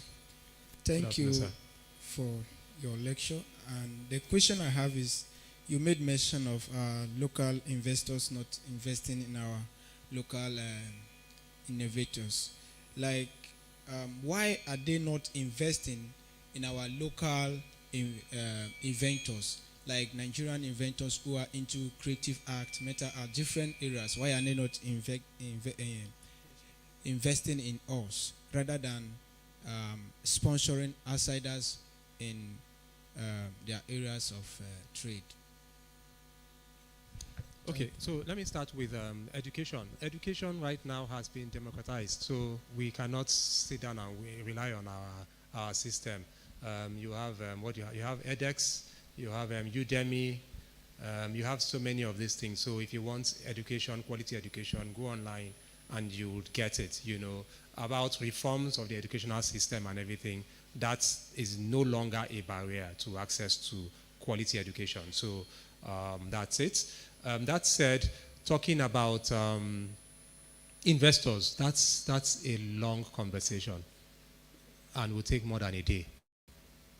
But it would interest you to know that we don't have rich people in Nigeria. That's the truth. That is the truth. We don't have wealthy people in Nigeria.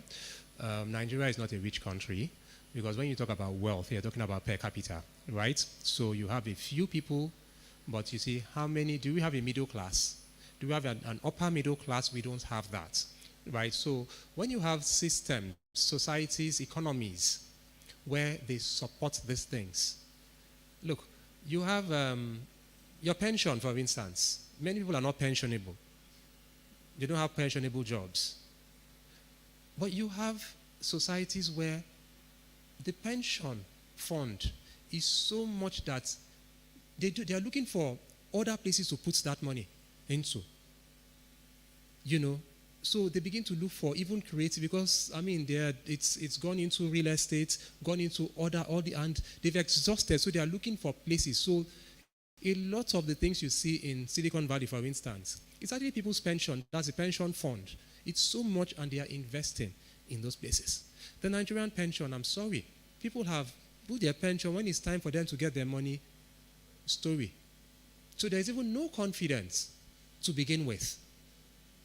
And where they invest in our pension funds, the multinationals have the oil company, they have their cooperatives and the rest. There needs to be some kind of sensitization for them to say, look, beyond real estate, they can start investing in the digital economy. But for them to do that, are there policies in place? Thank God the Nigerian government has enacted what you call the Nigerian Startup Law, which I was going to talk about, but for time, right? The next step, the startup law now, is taking care of the policy I talked about. The next one is for states now to create their own startup laws. And thankfully, the Rivers State governor just on Friday approved the request for a state startup law. So those of you who are thinking of migrating, I would say that Rivers State is one of the few states that would have a startup law to help the digital economy. So that's good news, by the way. I'm not campaigning, I'm just stating facts. And so we need more of these policies that would give confidence for investors to invest. But it's also important that we understand that we do not have a middle class economy, we do not have an upper middle class, and it's the pool of funds from these areas that can now begin to go and can be channeled into investing in innovation. Finally, the attitude of some people who have taken money from investors is embarrassing. And so we need to look inward as well. If somebody gives you money the first time and you don't return that money, the chances of collecting money the second time will be almost impossible. That is actually a situation right now in the space, and we need to ensure that the people who are coming up understand this and rewrite the narrative. Thank you. So is there any other question? Thank you. Please make sure you're clapping as we celebrate our speaker out of his very busy schedule. He came out here for that depth of knowledge. Thank you so much, sir. Thank you. I remember Loya once again. Please keep clapping, keep clapping, keep clapping. How many of you got so much value? So much value. Yes, thank you. Now, we've said this over and over again, that knowledge is power. That's what they told us in primary school. But I tell you the truth, it is only applied knowledge. Knowledge is power when it is applied. How many of you agree with me? Now, some of you heard what our speaker said. Can you draw a line, your line now, and point the things you will do with this information? How many of you can do that? Let's do that in a few minutes. Do that. Take your paper, draw a line somewhere, and then write the things you will do with this information. Just write that. I think we should do that in 2 minutes. This is about think, make, and grow. It is not the usual, the ordinary. It is something that is done and designed to make you get better. Okay, please, the owner of this car, your lamp is a small car, just buy Nigeria. You put security everywhere. The car is doing EKY 255 GH. EKY 2 small car. Yeah, just everything. Just say now everything then the thief. Nigeria. Small car. We will check now. By the time you even touch the door, go keep it in dupe. They will kill your battery. Then go slap and tire until now you go carry your car off the security. Please go and repark. And then if you came here, the car is not your own. You borrowed your neighbor's car. Go downstairs. You will not know the number. You will not know the number. Yeah. So we take it very, very quick. You've heard about the ways how to explore within the digital economic, that ecosystem. And of course, to make that point, to add to that point, telling you about the impact, why you need to listen to the first speaker, which he came with his experience and is there. Please, ladies and gentlemen, get ready. And when we finish this, we'll take the recess and come back for the sales and marketing masterclass. And I also want to tell you that for today, when we get to that masterclass, it's going to be on another level. On another level. I know what I mean, on another level. I'm not if you were there yesterday. Yes, so prepared for today. Please, without wasting time, I'd like to invite my daddy, my personal person.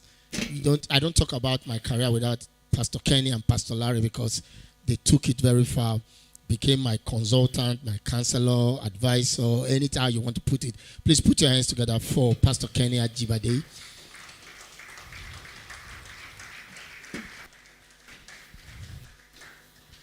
Wow, thank you very much. Thank you. I hope you took advantage of this section that just finished now. Yeah. That section should have provoked your thought. There is something about information. There is an intimacy with information that you must have. When you have an intimacy, you see, when people have intimacy, they produce, isn't it? Yeah, the product of intimacy is children, isn't it? And so don't just get knowledge, have intimacy with knowledge. That's one of the things, the narrative we need to change in our own part of the world. That's one of the narrative we need to change. We shouldn't just get knowledge, but we should be intimate with knowledge. Because whenever you are intimate with knowledge, that knowledge provoke an action, a decision in you that causes a transformation. And he has taught a lot. In fact, I just look at it and I'm like, okay, so what else do we need to say about this? Now, one of the first things he said, which I love to build on and then give you some few insights on the potential, the vast potential of the digital economy today and the digital world. Now, one of those things that he said that we should move in our mentality from consumers to what? To what? We consume so much. You see, because we consume so much, that is why we are target of the whole world, because we have population. You see, when you have a population and that population is a consumer-oriented population, that population will become a liability to itself. And that's what we have become. We have become a liability to ourselves. Because you see, if you have this water, right, and all you think of is drinking this water, when you drink this water, you have only today, you have no tomorrow. What you consume takes care of your today. What you produce gives you a future. You see, if I have this water and I think of multiplying this water, if I multiply this water, I will have water to drink today, I will have water to drink tomorrow. But not only that, I will think of getting water to drink for somebody else.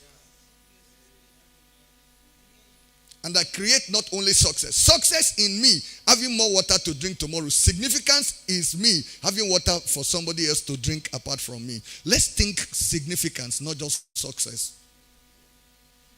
Let's think success. Let's think significance. If there is one thing I want us to do is change our mentality. You see, I have a daughter that is like most of you. I actually thought she would be able to come here with me. And so she did a youth service. Because what I want you to think of, the prospects that you have in the digital economy. Also, she did her youth service. So when she did her youth service, towards the end of her youth service, the place where she did, they offer her employment. If you are a father now and your daughter did a youth service somewhere and they're giving her job, you're not go happy. You were happy. So one day I was talking to her and she told me that she will not take that employment. Okay. Because I've influenced a lot of people. I have people who are also concerned for me, right? So I have two of my friends who ask about, she's finishing youth service, what would she like to do? So they offer her a job with Zenith Bank. Then she got another one with UBA. So I presented the offer to this young lady. And one morning she woke up and she told me, Daddy, I'm not taking either of them. At that point, it became like you are on your... But you see, I'm a father and a leader. Like I have Family Thursday tonight on 92.3 Nigerian Info at 10 o'clock. And I was telling her, I said, I'm going to teach on leading as a parent. Leading as a parent. So I knew that I had to lead her. So I now sat her down and I said, great, you don't want to do the job at where you serve. You don't want to do UBA. You don't want to do Zenith. Excuse me, young lady, what do you want to do? And so she told me that, first of all, she wants to establish a food blogging business. Okay. Then when she established a food blogging business, I said, so where are we going to get the money from that? And she said she wants to start a breakfast business. And look, this is a girl that she know they cook for house before. Some people, say they cook. So if they say I want to start food business, you go say, are they behind you? Make they chop the food. So, and when she said she wants to, I now asked her, in fact, she didn't tell me it was breakfast. I asked her, I said, what kind of food business you want? She said she wants to do breakfast. Go do lunch. No dinner. Now only breakfast. I said, okay. So where are you going to do this business? And she said she's going to do it online. Online. Okay. I said, so how are you going to do it? Because, she had not taken all the offers that I've given her. I told her that you are on your own. No? So she now told me that, okay, during her youth service, she saved 200,000 and that she's going to use her money to do I said, good, use your money to do your experiment. When you have passed the experiment, we go support you. So she took that money, she divided it into two. She kept half with her mother. My children don't keep money with me because they say when you want to get it back. No, it's not wahala, it's just debate. Because I go ask you, say, all my money where I don't give you, you give me back anyone. They say, Daddy, which money will you give us? I say, go and bring out a paper. Nursery 1, I paid so.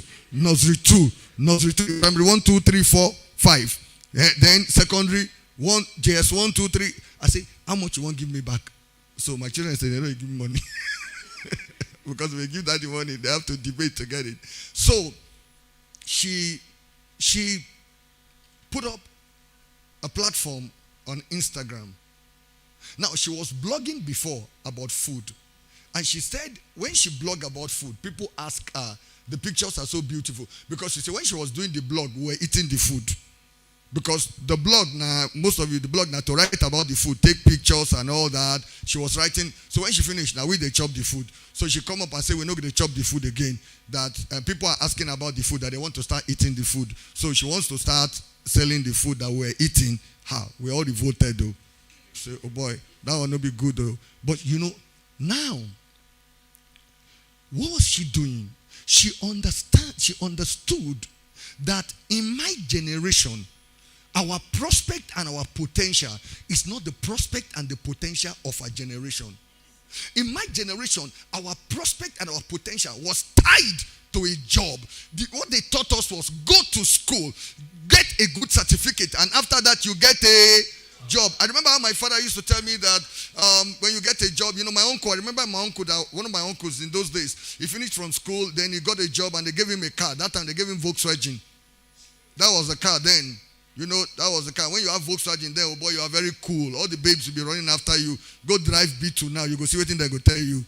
Whether Ferrari no be car. So, she understood her times and her season. That opportunities are tied to times. That the best of opportunities are time, predicated. That, listen to me, there are opportunities that were celebrated yesterday, but if you take those opportunities, you will remain poor for your 10th generation.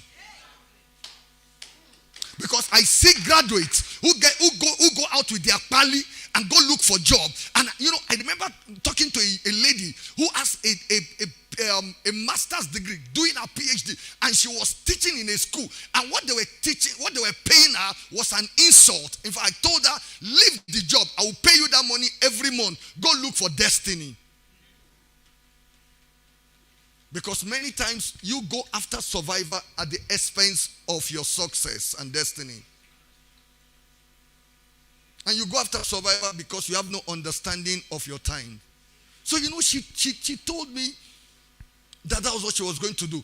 And this girl started in front of us using our own kitchen, my kitchen. She turned it to office.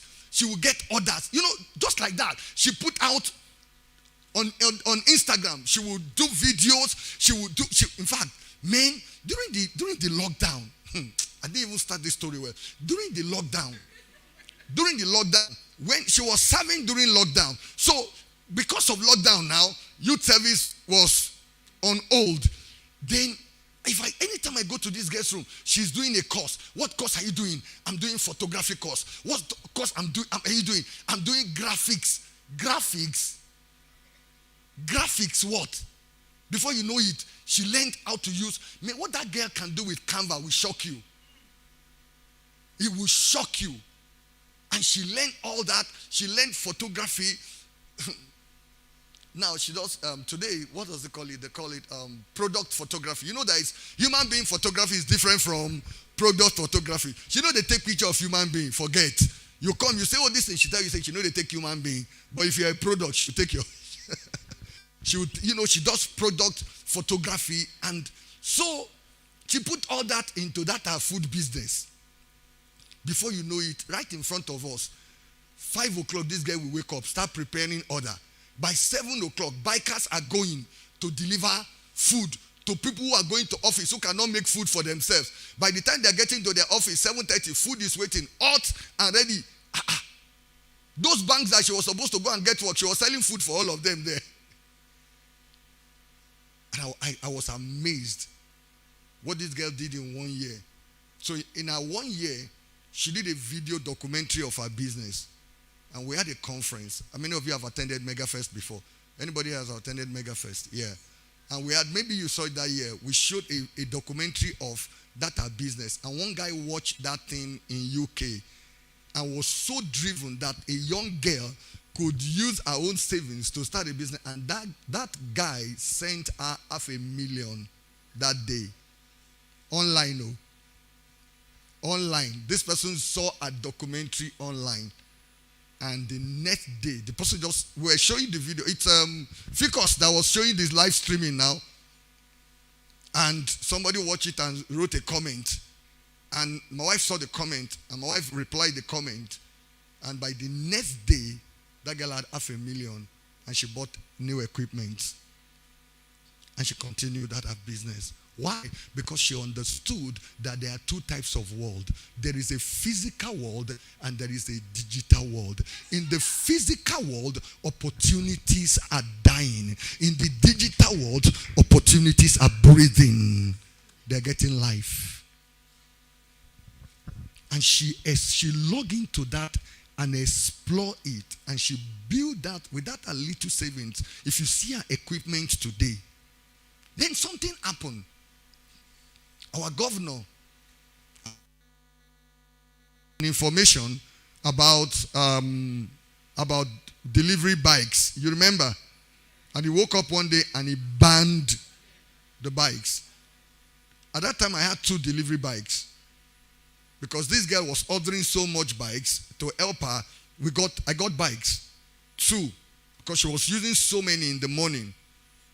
So they banned delivery bikes. And she moved to using Uber got one of her friends that was doing Uber, bunch the orders together.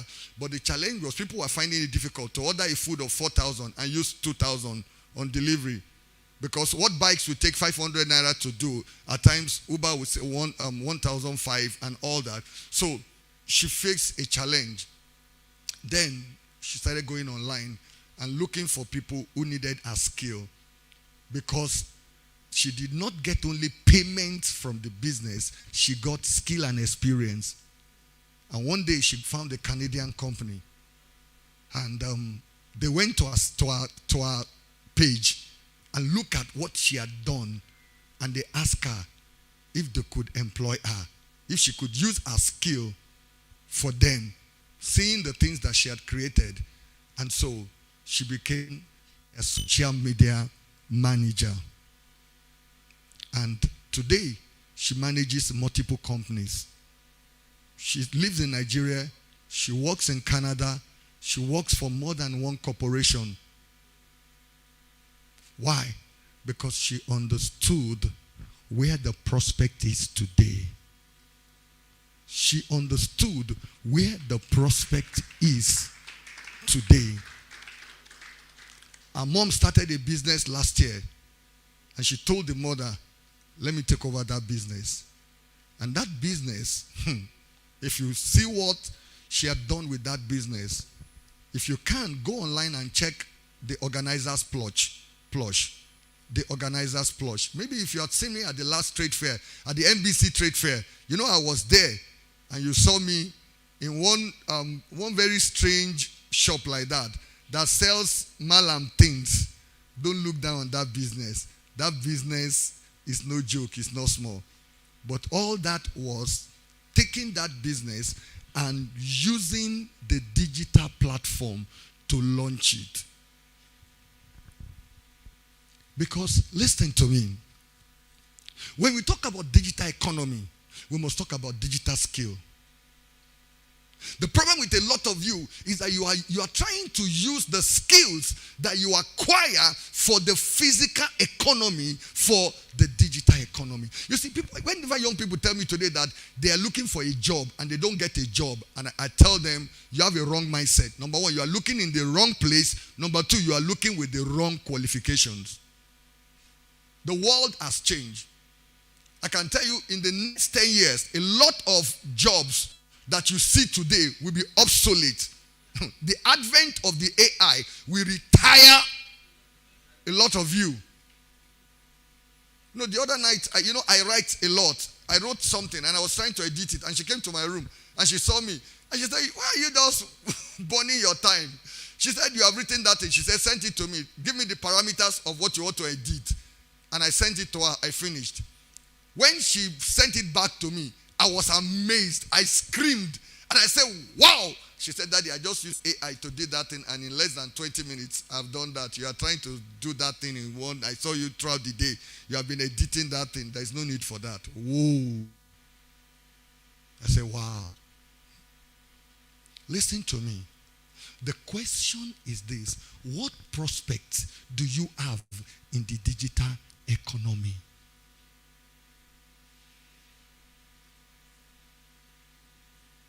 Hello? Hello? Ask yourself, what prospect do I have? The question before you today is, what prospect do I have in the digital economy? The digital economy transcends all limitations. My son, who is still in the university, you know, if he was here today, he would teach you how to start business without money. You don't need money to start business. See, if money is your problem in business, then you have a bigger problem than money. Hello? I said, if money is your problem, you have what? A bigger problem than money. Number one, you have a mindset problem. Number two, you have an idea problem.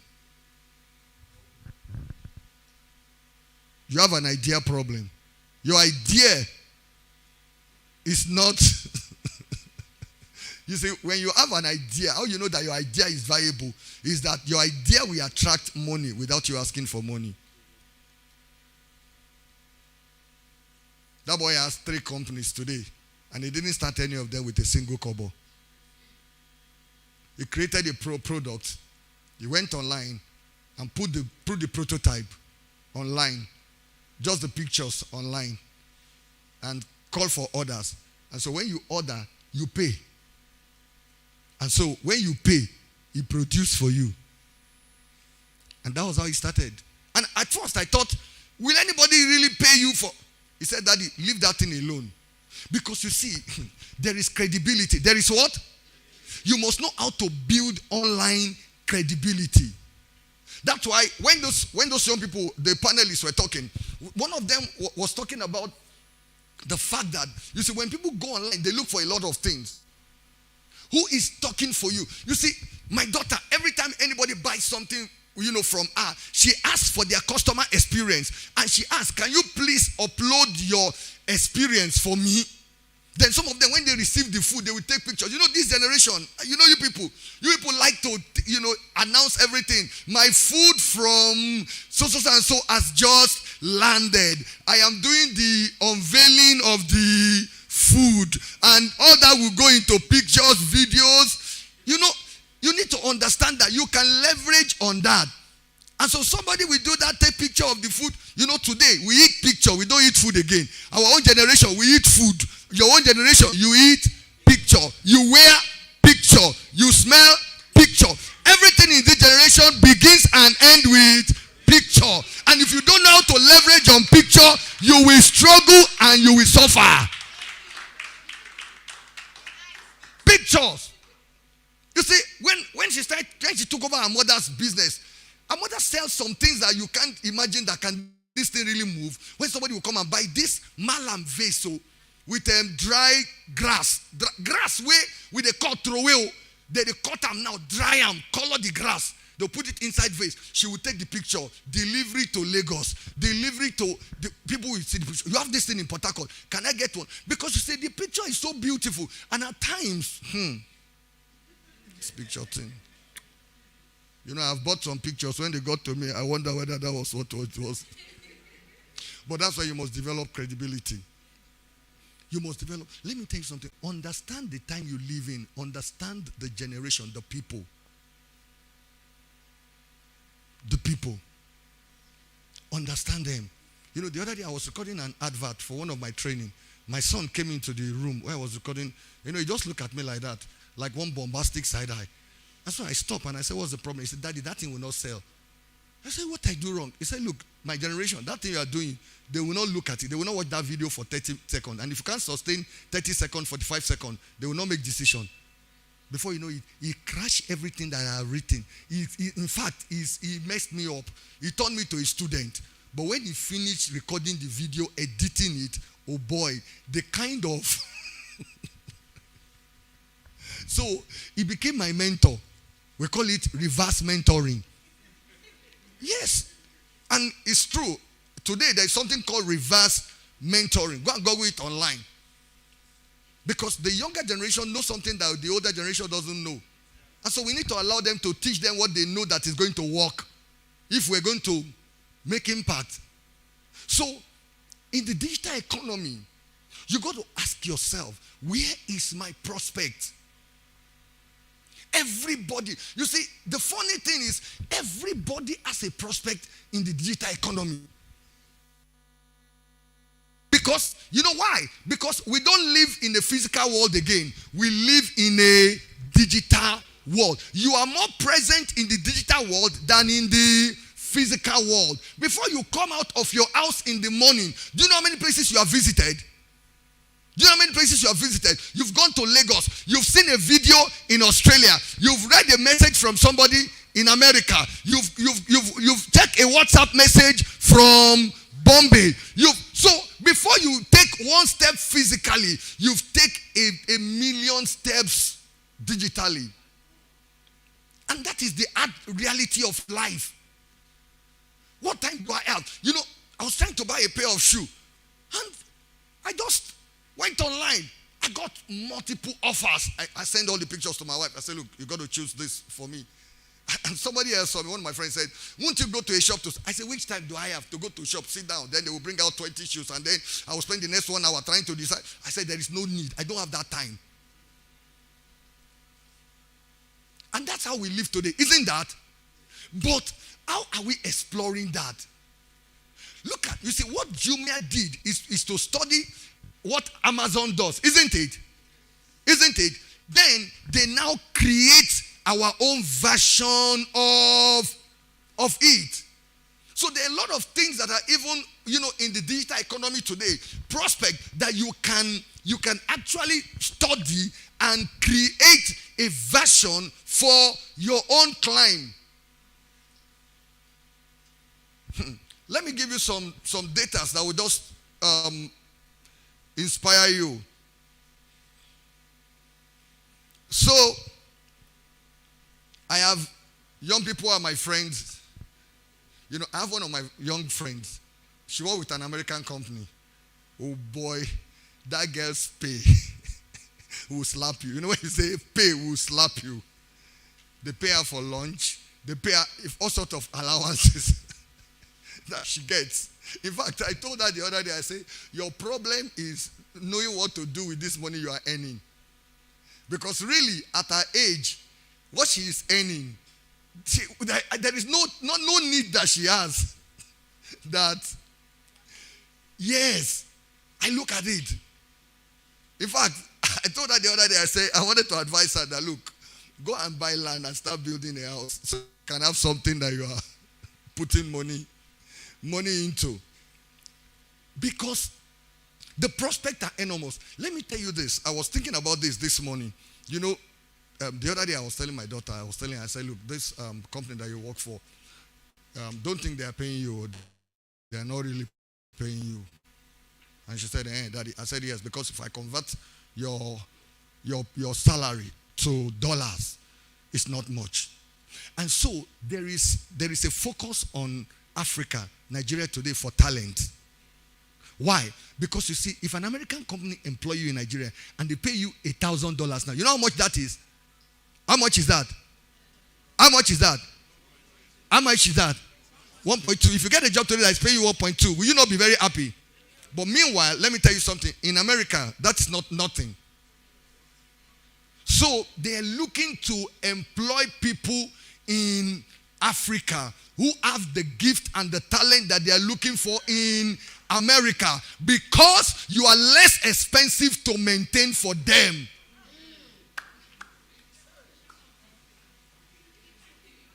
That's what most of you don't know, that they come in. So, I told my daughter, I said, listen, renegotiate. I said, renegotiate. What they're paying you is nothing. So she sent a message to her boss, and then they have a meeting. Not be Nigerian boss where you go free talk. No. She sent a message and they negotiated. And now, one of the things they now did for her is that every job the company does that she manages, she gets a percentage of the total sum that is paid. But yet, I have a mate. The other day she told me one of her mates is working somewhere for one stupid amount. I told her, with the amount of money I pay for your school fees, oh boy, when you pay some level of school fees, you're not going to allow your child to work in some places. You know what I mean? Child, the kind of, I tell my children, I said, Tinko, this amount of school fees where they pay, no go get one stupid job, because you go insult my effort. That kind of money I pay for school fees, but it not be small.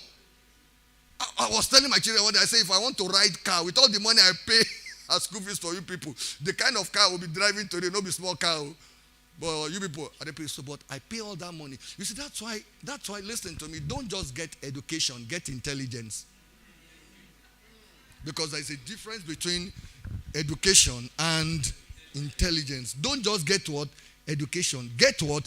Intelligence. That's why my children, I taught them intelligence. Those of you that know me very well, I do financial intelligence. I run classes of finance. My children, from when they were 5 years old, attended those classes. Some of you, all you know is how to spend money. You don't know how to make money. And that is why you have a problem. Are you learning anything? So get smart. You know, there's some things that you people know how to do, but you don't know how to do it well. You see, this is your mobile phone that you know how to use can earn you millions today. Millions. Content creation. I'm doing a course. You know, I always do courses. At least in a year, I must do like 6 courses. There's one new course I'm doing. There's a company that is trying to train 100,000 people globally on digital advertising. I am going to be one of those 100,000 people. After they reach that goal, that course will cost so much. Because when I enter the course, the kind of things that we're learning, you will have headache at times when you finish reading. And that course is so bad that after every module you do, you will write an exam. And the exam not be the kind of exam where you write for school. You know that kind of exam that they will tell you is open book exam. The worst thing that somebody can do for you is tell you that this is an open book exam. Forget. Nothing where you go look, where you go give you the answer. The answer has to come from your intellectual capacity. It is a test of your...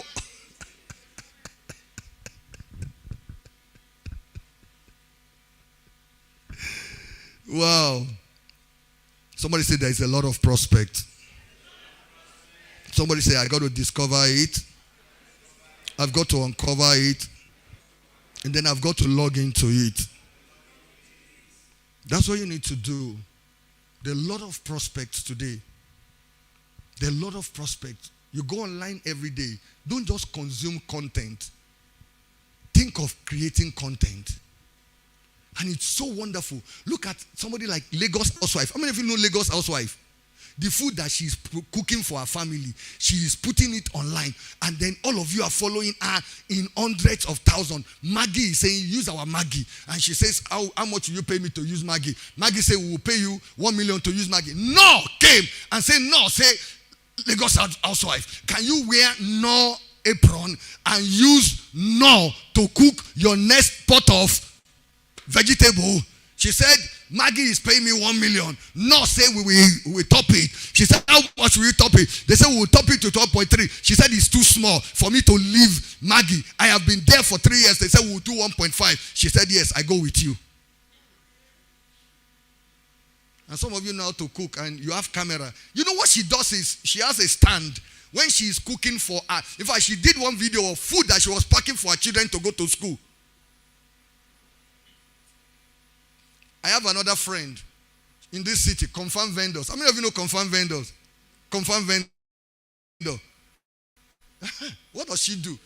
I was talking to her the other day. She told me how she started Confirmed Vendor. What happened is, if she comes to your shop and then she buys something from you and she enjoys it, she will go online and put it online. And then, before you know it, one of her friends said, this thing that you do, start a separate page for it. It will gain followership. And then, she created a page. Before you know it, followers. Now, people invite her to come and test their product, to come and patronize their... And listen to me, when she comes, now for free, because she is your signature approver. Today, she has earned that status as a confirmed vendor. And then people want to buy things. They now go to her. The other day, she went to one place in Ogogoro where they sell Ishewu. One joint. Abi, do you know that joint has blown now? Are going there. In fact, Okoyemi, that food guy from Lagos, came to Port Harcourt and asked her to take him there. Hey, oh boy, she go pay for Ishewu again for her life. Any day, they'll tell her to come. Any day, any time. You have changed our fortune. But what did she use? You see, she found a service. Listen, she found what? A service in the digital economy. What is her service? Confirmation, approval. That's what she's selling. The other day she told me, I think she was telling me about an hotel, asking her. I said, you and your husband are weekend be that too. Free. Come and sleep in our room. Visit our restaurant, eat our food, spend like 2 days. I was saying, no, 2 days no good. I know we'll get the feel in 2 days. Give me 1 week so that I go write better thing for you. Not be me you want. After she will write for them, confirmed. People will be visiting hotel. That is a digital service. That is a what? And some of you are going around begging for money. And you have a good mobile phone. You know, one guy came to me the other day and he's broke and asking me to help him. And do you know what I found out? His phone was more sophisticated than my phone. So I told him, I will help you. Give me your phone. Take my phone and I will give you money on top. Because listen, our problem, that's why I said in Africa, our problem, that's like that guy that asked about education. Listen, we don't need education. Our educational system is useless and worthless. Look for intelligence. Ask yourself, what knowledge do I need to thrive in the digital world? Let me give you some data about the digital economy. Listen, today, the number of internet users worldwide is 5 billion people. A number that represents 63% of the world's population. What percent? 63%. Over the last several years, the number of users who join social media platform has been around 14 new users per second. That is 424 million new users each year. Wow. Wow. Amazing. And do you know what? You see, the digital economy has changed the way people spend money and people make purchases. You know, a lady ordered for something from my daughter in Port Harcourt. And I asked my daughter, and I said, but do you know that this thing is available everywhere in Lagos? And yet, this lady found, if I asked her, I said, does this lady know that you are in Port Harcourt, that you are sending this thing from Port Harcourt? She said she knows. And then I look at how much bought him for 30,000, and then she insisted that they send it through GIG and that it must come straight to her house, home delivery, and the delivery was 8,000. And she didn't mind. But do you know that the generation I came from, we mind? You know what I mean? We mind. Those of you who are like me, you know what I mean? In our own generation, when we want to buy food, we'll go to the booker, we'll go check. You know, our generation are point and kill generation. Your generation and see and. But you see, things have changed. It has changed the way we live, the way we do life. Look at this amazing thing. Mark Zuckerberg launched Thread. And in 6 days, Thread had over 150 million subscribers. Over 150 million prospects. Why is it that today, have you noticed that people don't advertise on TV again? Have you noticed? DSTV has less and less adverts now. Have you noticed that? Have you noticed that? In fact, the only advert that you see more on DSTV are adverts like insurance advert. Who are those people that need insurance? Young people or old people? Thank you. Because you won't catch the next, you won't catch for where? You have your own TVs. All your Korean series, you they watch it on DSTV. All those Korean drama, K-drama that people watch, are they on DSTV? Is K-drama on DSTV? But you have your internet TVs where you get all those things and you go there. So you must understand the prospect. Listen, what has driven the digital economy is the increasing prevalence and accessibility of mobile devices. Today, 95.something% of internet users use it on mobile devices. How many of you have laptops here? How many of you have laptops? How many of you use your laptop as much as your phone? One, two, as much as you use your phone. Good. Maybe because you're doing something that is high-tech, requires, you know what I mean? Okay, great. But you will notice that most of our usage time is actually hinged on our phone. Today, world population is 8 billion. Internet access of world population is 5.2 billion. 65% of the world population today uses internet asset. Look at the breakdown of the social media platforms. Facebook has 3 billion users.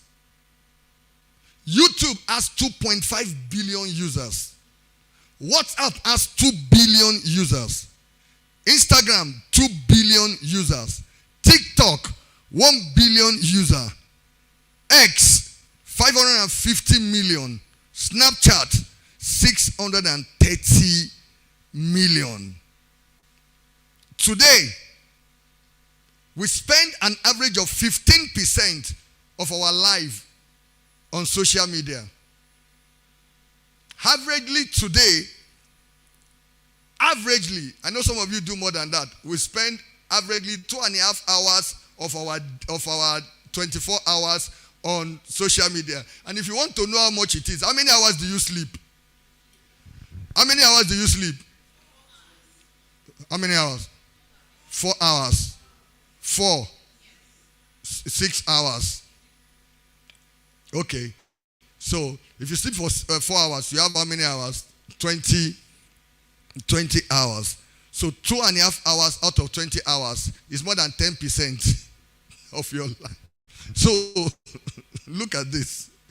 Look at this. Look at this. This means that altogether the world spends 10 billion hours using social media platform each day. 10 billion hours. So there is a 10 billion hours traffic on social media. Wow. Somebody said great prospect. They said that is the equivalent of almost 1.2 million years of human existence.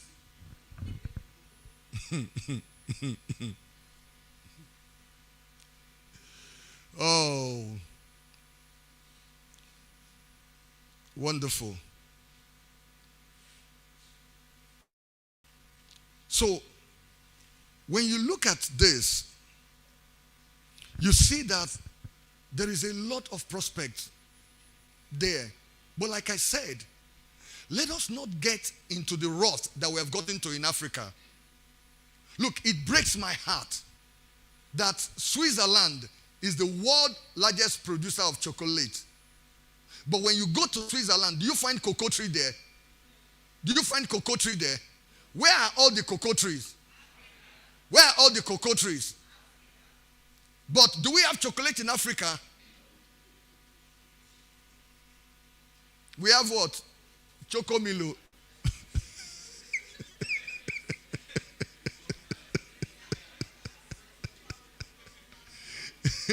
We have cocoa powder, but do you have chocolate? You know why that is? Because we are not thinking prospect and potentials. And I don't want your generation to suffer the same thing.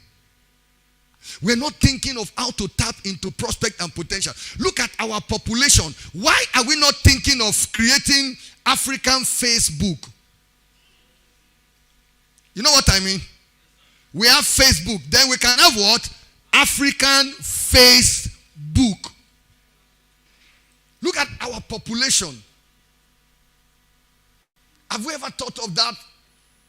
That's what those guys who created Jumia thought of. That look, why is it only Amazon that we are buying things from? Why don't we create a localized, platform that we can shop on in our own climb? And look at what Jumia has done. You saw the data that he read about Jumia, because those guys realize that why are we consuming Amazon? Why don't we create our own Amazon? Why don't we create our own Amazon? Why don't somebody create, I think of it. Look, why won't somebody wake up and create Port Harcourt shopping mall online? And you go around all the traders in Port Harcourt, you create a space for them. You take pictures, videos of their, I'm giving somebody an idea here now. No, I'm not talking again. No.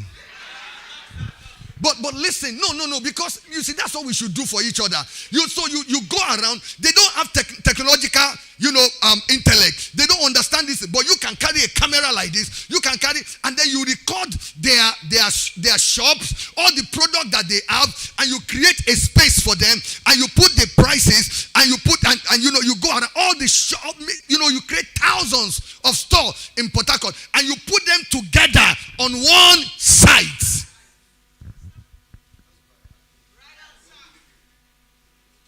Delivery. And because you are doing mass sales, your delivery, in fact, you can go into contract with delivery. You know what Jumia does? Have you ever seen the guys that deliver for Jumia? Those bike men. In the morning, they give them like 20 items, and they will tell you it's only 500. Because you are taking 20 items that is going to D-line. You get to D-line, you're only moving around D-line. If you do that 20 item at 500 naira, that's how much? That's how much? 10,000. How much fuel will you use in your bike? So if you use fuel of 2,000 and you make 8,000, haven't you made money? But you see what they've done? They've leveraged on numbers. And you are here. And you're saying there's no job. And you're looking for shell contract. Let me tell you something. Those things are obsolete. They are dying.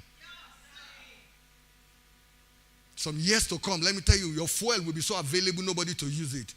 I can tell you that in the next 5 years, you will see more electric cars than you have ever seen. Watch it. They're coming. But you're not thinking. You're still looking for what is dying. Meanwhile, there is prospect. You said, I can't do it alone. You can gather 5 guys who have technological, acumen. Somebody who can develop the website, somebody who can develop the hosting site, somebody engineers, somebody who can handle the photography, and then the 5 of you come together. Look at Jumia. Is it one person that did Jumia? One of them is Tunde is from Nigeria, the other guy is from Ghana, and then 2 other guys who are non-Nigerians, non-Africans. They came together, put their acumen together, and created Jumia. Are you learning? You see, prospects are so much around us. Let me tell you this. Our population is a great advantage to leverage on. All those women who have shops, who bring in things from Lagos, good prices. You put them on the site. We give you price advantage. And you order. And then delivery comes. You can put together all your orders so that delivery will be cheap. You can buy gari, you can buy beans, you can buy rice, you can buy meat, and then you lump together all your orders. So that instead of paying 500 for one delivery, you pay 1,000 and you get like 6 of your deliveries together. Is somebody learning something? So all I want to tell you is this. Start thinking of leveraging. The digital world, the digital economy is massive. Don't just grow followers. Grow monetized followers. I love Emeka Nobis. He understood it. The other day I was just checking my phone in the afternoon, and I saw that he had put on one training like that, 1,050 naira. Even me, I paid for it that afternoon. By that evening, he sent a message, 820 something people. Right now, over 1,200 people. I think by now it should be over 1,500 people have registered for that thing at 1,050 naira. That is over 1.5 million. On the same Facebook that you go to 10 times in a day, 20 times in a day, and you are broke. Because you are not thinking properly. I pray that your thinking will be healed today. that you will not look for money again. I hope you've learned something. There's so much prospect. Listen, I've seen a lot of guys. I was talking to a mechanic the other day, and I told him, as we are repairing the car, I told him, go and buy a stand, put your phone. When they bring the car and they are telling you what is wrong with the car, record it. When you repair the car, when the owner come back, they are coming as they drive the car. They record it. People are looking for mechanics who know what they are doing. Main mechanics. I told them, if you will get more jobs because the guy is very don't have customers. And I told him, because you are hidden. He said, but sir, how will they know me? As people are passing, when they know me, I said, nobody will know you. We don't live on those words again. We live on the digital world. So create a digital presence for yourself. Create credibility. Create what? That's why everything you do, record it. Somebody come to buy things from you. Madam, please, how do you find our product? She said, oh, your product is very nice. Thank you very much, madam. Let me take a picture with you while you are saying that. Madam, say it again. Bam, you have recorded the video, taking the picture. You upload it. Now, is it not so? That's how you are bringing credibility. Thank you very much. My daddy. Your boys are loyal. Please, a standing ovation. We forgot that for the speaker. That's not our tradition. Please keep clapping. Thank you. Please sit down briefly. I don't know if you noticed that today is fire. Tomorrow and Saturday will be worse. If you are not careful, one of the days Pastor Larry is coming too. So just know that tomorrow and Saturday will be hot. If you look now, we are supposed to go for break by 2 and then come back by 3. That's not going to be possible. So we'll leave now and then come back by 3:30. Let's make it that way so that you have enough time to take your lunch downstairs. Exchange phone numbers. Please relate with people. Now, I say this every time I do a conference. I don't care whether somebody is comfortable with it. Relate with people. Please, for business reasons, find relationship. I think on Saturday I'm talking about social capital. Find relationship. Make friends for business purpose, not for marital purpose. No, anything can happen. It's not inclusive. For a year, look for people that you can make money with. Are you hearing me? If, of course, you met a lady for business purpose and she's showing you enough proof that she's a good business manager, she has behavior, but you can then move.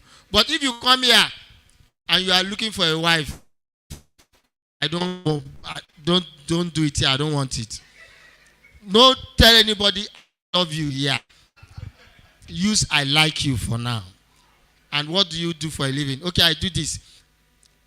When Papa, remember what during my youth convention, that illustration I did, where I think I will do it on Saturday. If 3 of us are doing 3 different business, we can refer persons. If I am doing food business and you are doing clothes and the next person is doing jewelry, somebody can come to buy my food. I talk to the person about this and this. Somebody can come to buy this. I talk to those are the kind of relationship I want you to build here. Some of you sell Zobo. There's another person that does chops.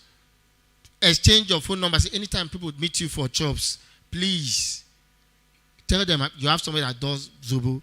Test my Zobo for free and see. I'm serious. So when I'm not inside a joke, if they pass for dance, anybody tell any girl I love you, I go scatter them.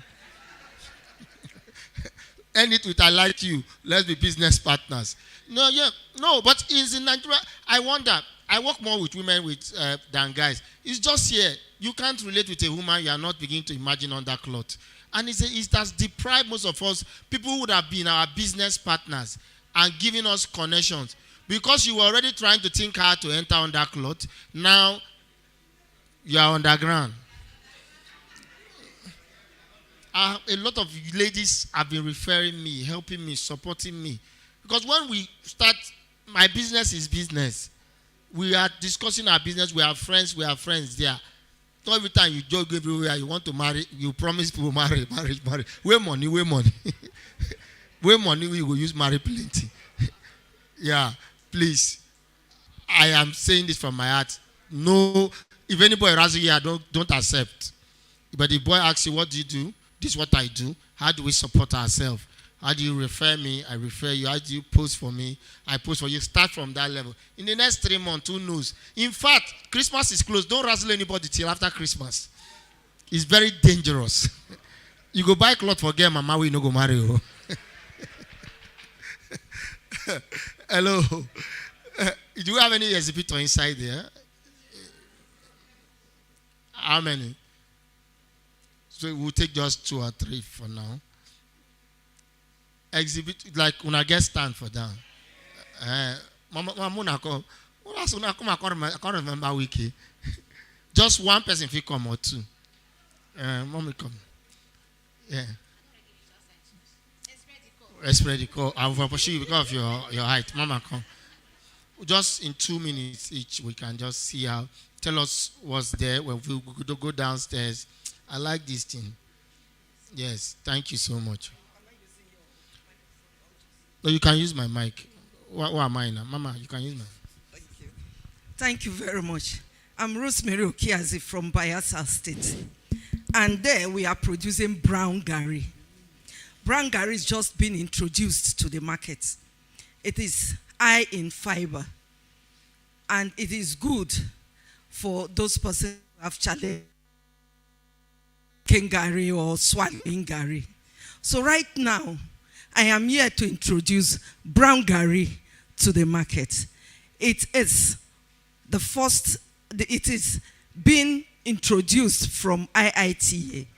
They found out that people have challenges with gari, so they introduced fiber gari, which is brown gari. Try it, come to my stand, and you will understand what brown gari is all about.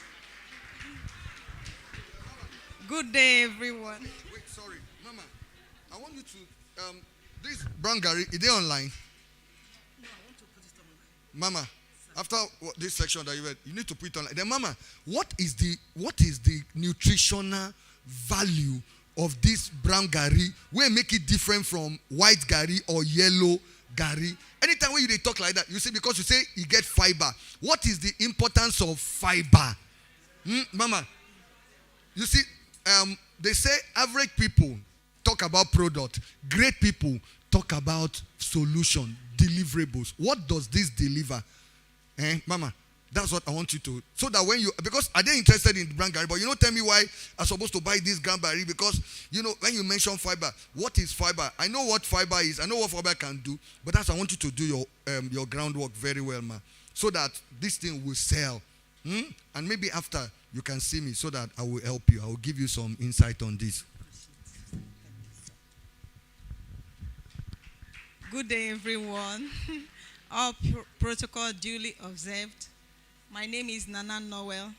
I'm from Rivers State. Rivers, treasure base of the nation. Rivers, make on our represent to Rivers.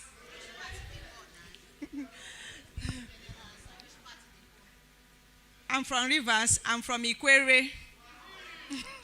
Ikwere Mecca.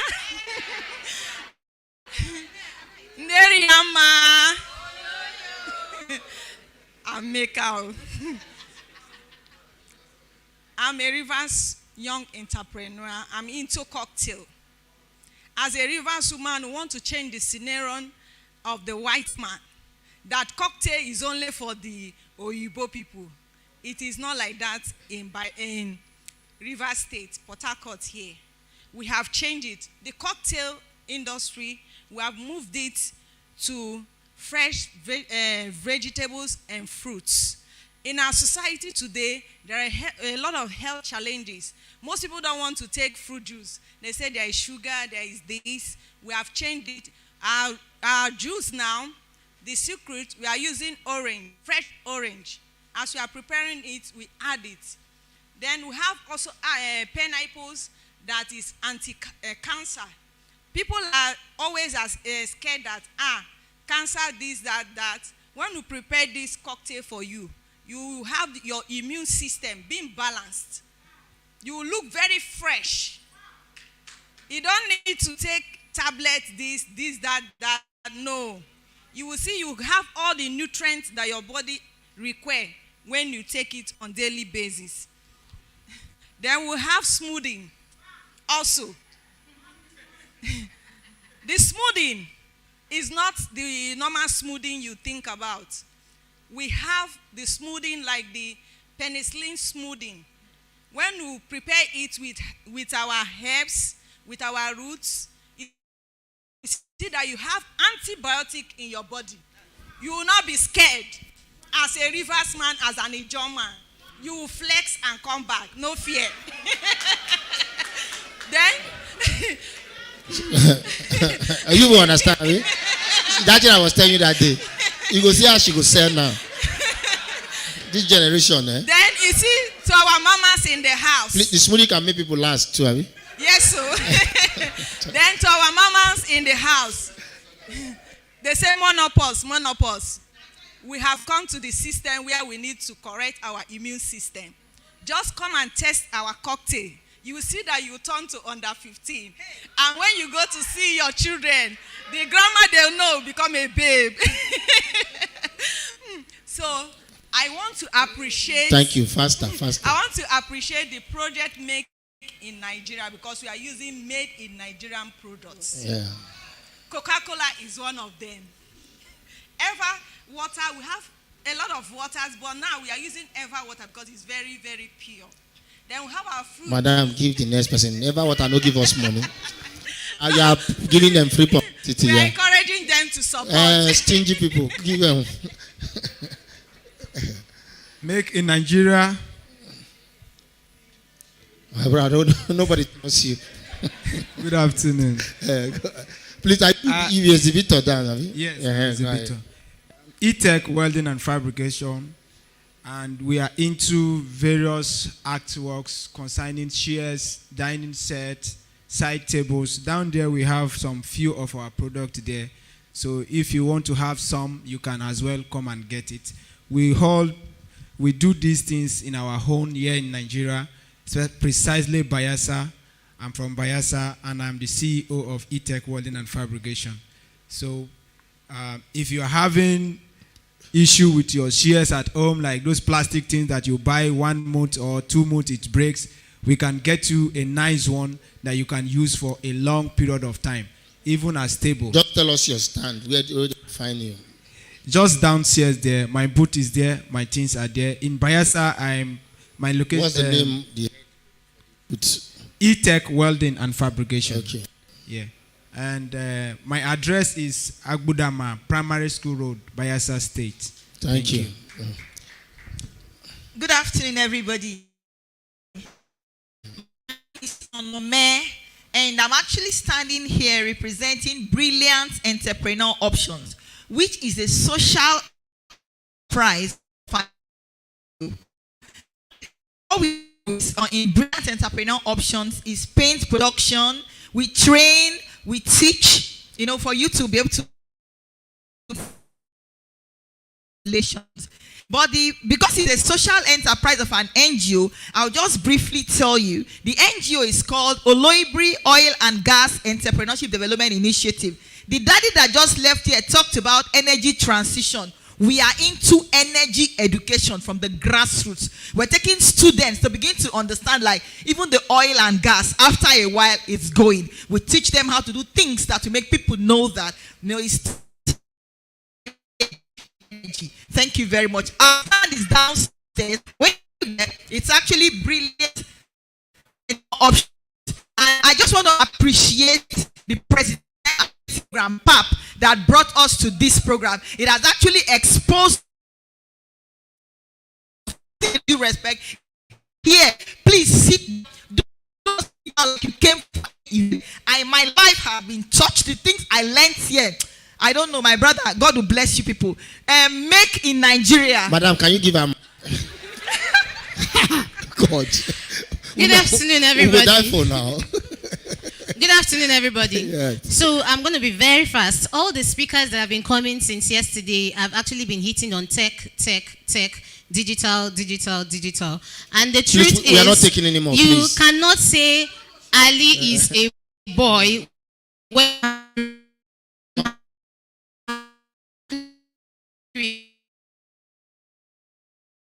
the creator and you don't know your editing, graphics, and all of that. Tech content, digital marketing, there's marketing and all of them. There's one name to call umbrella, digital marketing. If you really, this is my 914. My name is Faith. The address is house, Port Harcourt. My stand is on the second row, the second to the last row on the second floor. Just down there, you would find me. I remain Faith once again. Thank you. Thank you. Good day, everyone. My name is Magnus Numepri, and I'm Diamond Osusu. Look at here, Diamond Osusu, I deal on seafood. We all know that seafood is very proteinous to our body for development and growth. I'm coming all the way from Bayelsa State, Tuam Brass. So the seafood here, we are from Tuam Brass community, from the island, the ocean. Look at it, I have snail, I have crayfish, and I have prawns. You can do well to come to my stand downstairs and patronize. Thank you very much. I also want to thank PAP for giving me the privilege to be here to showcase the crayfish and the prawns all the way from Bayelsa State. Thank you very much. Thank you. Good afternoon, everyone. My name is Beta. I'm here to represent CM Peters. CM Peter Global Nigeria Limited. We're a real estate firm. We are into landed properties. But today we came with a package called Akawo Promo, where you don't need to break your bank account to buy a plot of land. The main purpose why we are making this promo is for keke riders, traders, taxi driver, boat drivers, for people to be able to acquire a plot of land, where you can pay 22K daily to acquire a plot of land. How it works, you pay 20% of the initial price, then you can pay 22K daily. If you want to understand fully how it works, our stand is opposite African Hibiscus. It's after the insurance company. You can come and meet us there. Thank you. Hello everyone, my name is Irene from Renex Interiors. So we are into interior design. We don't just sell pillows and fine things and beautiful things in the house. We actually do real interior design. We design spaces. We work with real estate people and the tech community. So we design commercial spaces and residential spaces as well. So you can come into our showroom. It's located at Old OPM, the former OPM, just in front of the former OPM along GU. Your stand number. What's your stand number? The last booth on the third row. That's where we are. So you can come and see what we have. We have a few things, but we are into interior design and we train as well. Thank you very much. Thank you so much. Mommy MTN. Tell them. Good afternoon, everybody. My name is Lady B. I come to introduce this product called Miracle Seed Liquid and Miracle Seed Powder. We are all talking about technology and other stuff, but I am here to talk about health, because we know that health is wealth. So the Miracle Seed you are seeing, we have the powdered of Miracle Seed and the liquid. What it does is that it cures. It is meant for permanent cure of all the diseases. Why I said all the diseases is because it's a stem cell. When you consume a stem cell, it revives and revitalizes all the dead cells in our body that causes one sickness or the other. So by consuming or drinking this Miracle Seed Ultima and Miracle Seed Powder, we give you a health benefit. Just like if you're having stroke, we use it to cure stroke, for prostate enlargement, for liver problem, for even cancer, because there is a case now we are treating and the person is responding positively. Please, Akawo. Positively. Allah. Yes. You don't finish your own. And anything called typhoid, because many people have been taking typhoid tablets and the injection.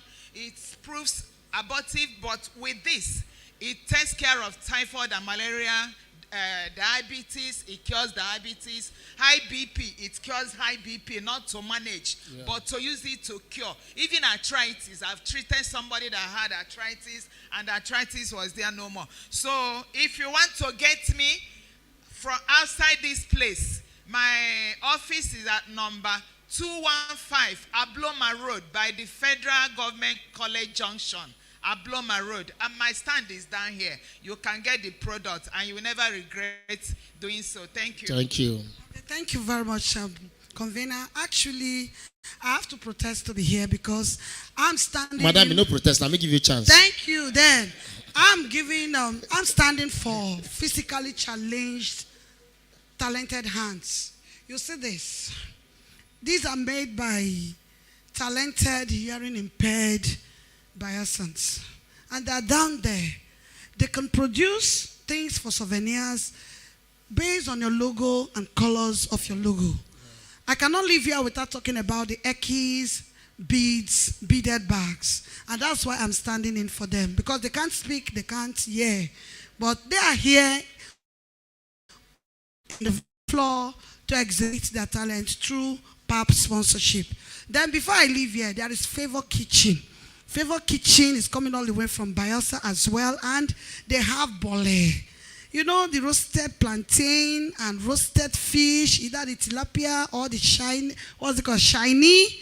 They are there with spiced with good fresh pepper and very, very good aroma palm oil. We are here to kind of project what we have as rural women. So once more, I also want to give this to the Make in Nigeria conference and exhibition program.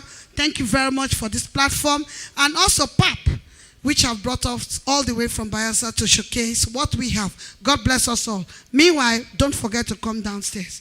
Thank you so much. Please see you by 3:45. Let's take the break. Go stretch yourself, eat, exchange numbers. 3:45 Sales and Marketing Masterclass. And we are talking about cracking the hard sales code. That's what we're talking about. Thank you. Please buy food for somebody that doesn't have. Buy drinks, buy food for somebody that doesn't have. It's very important.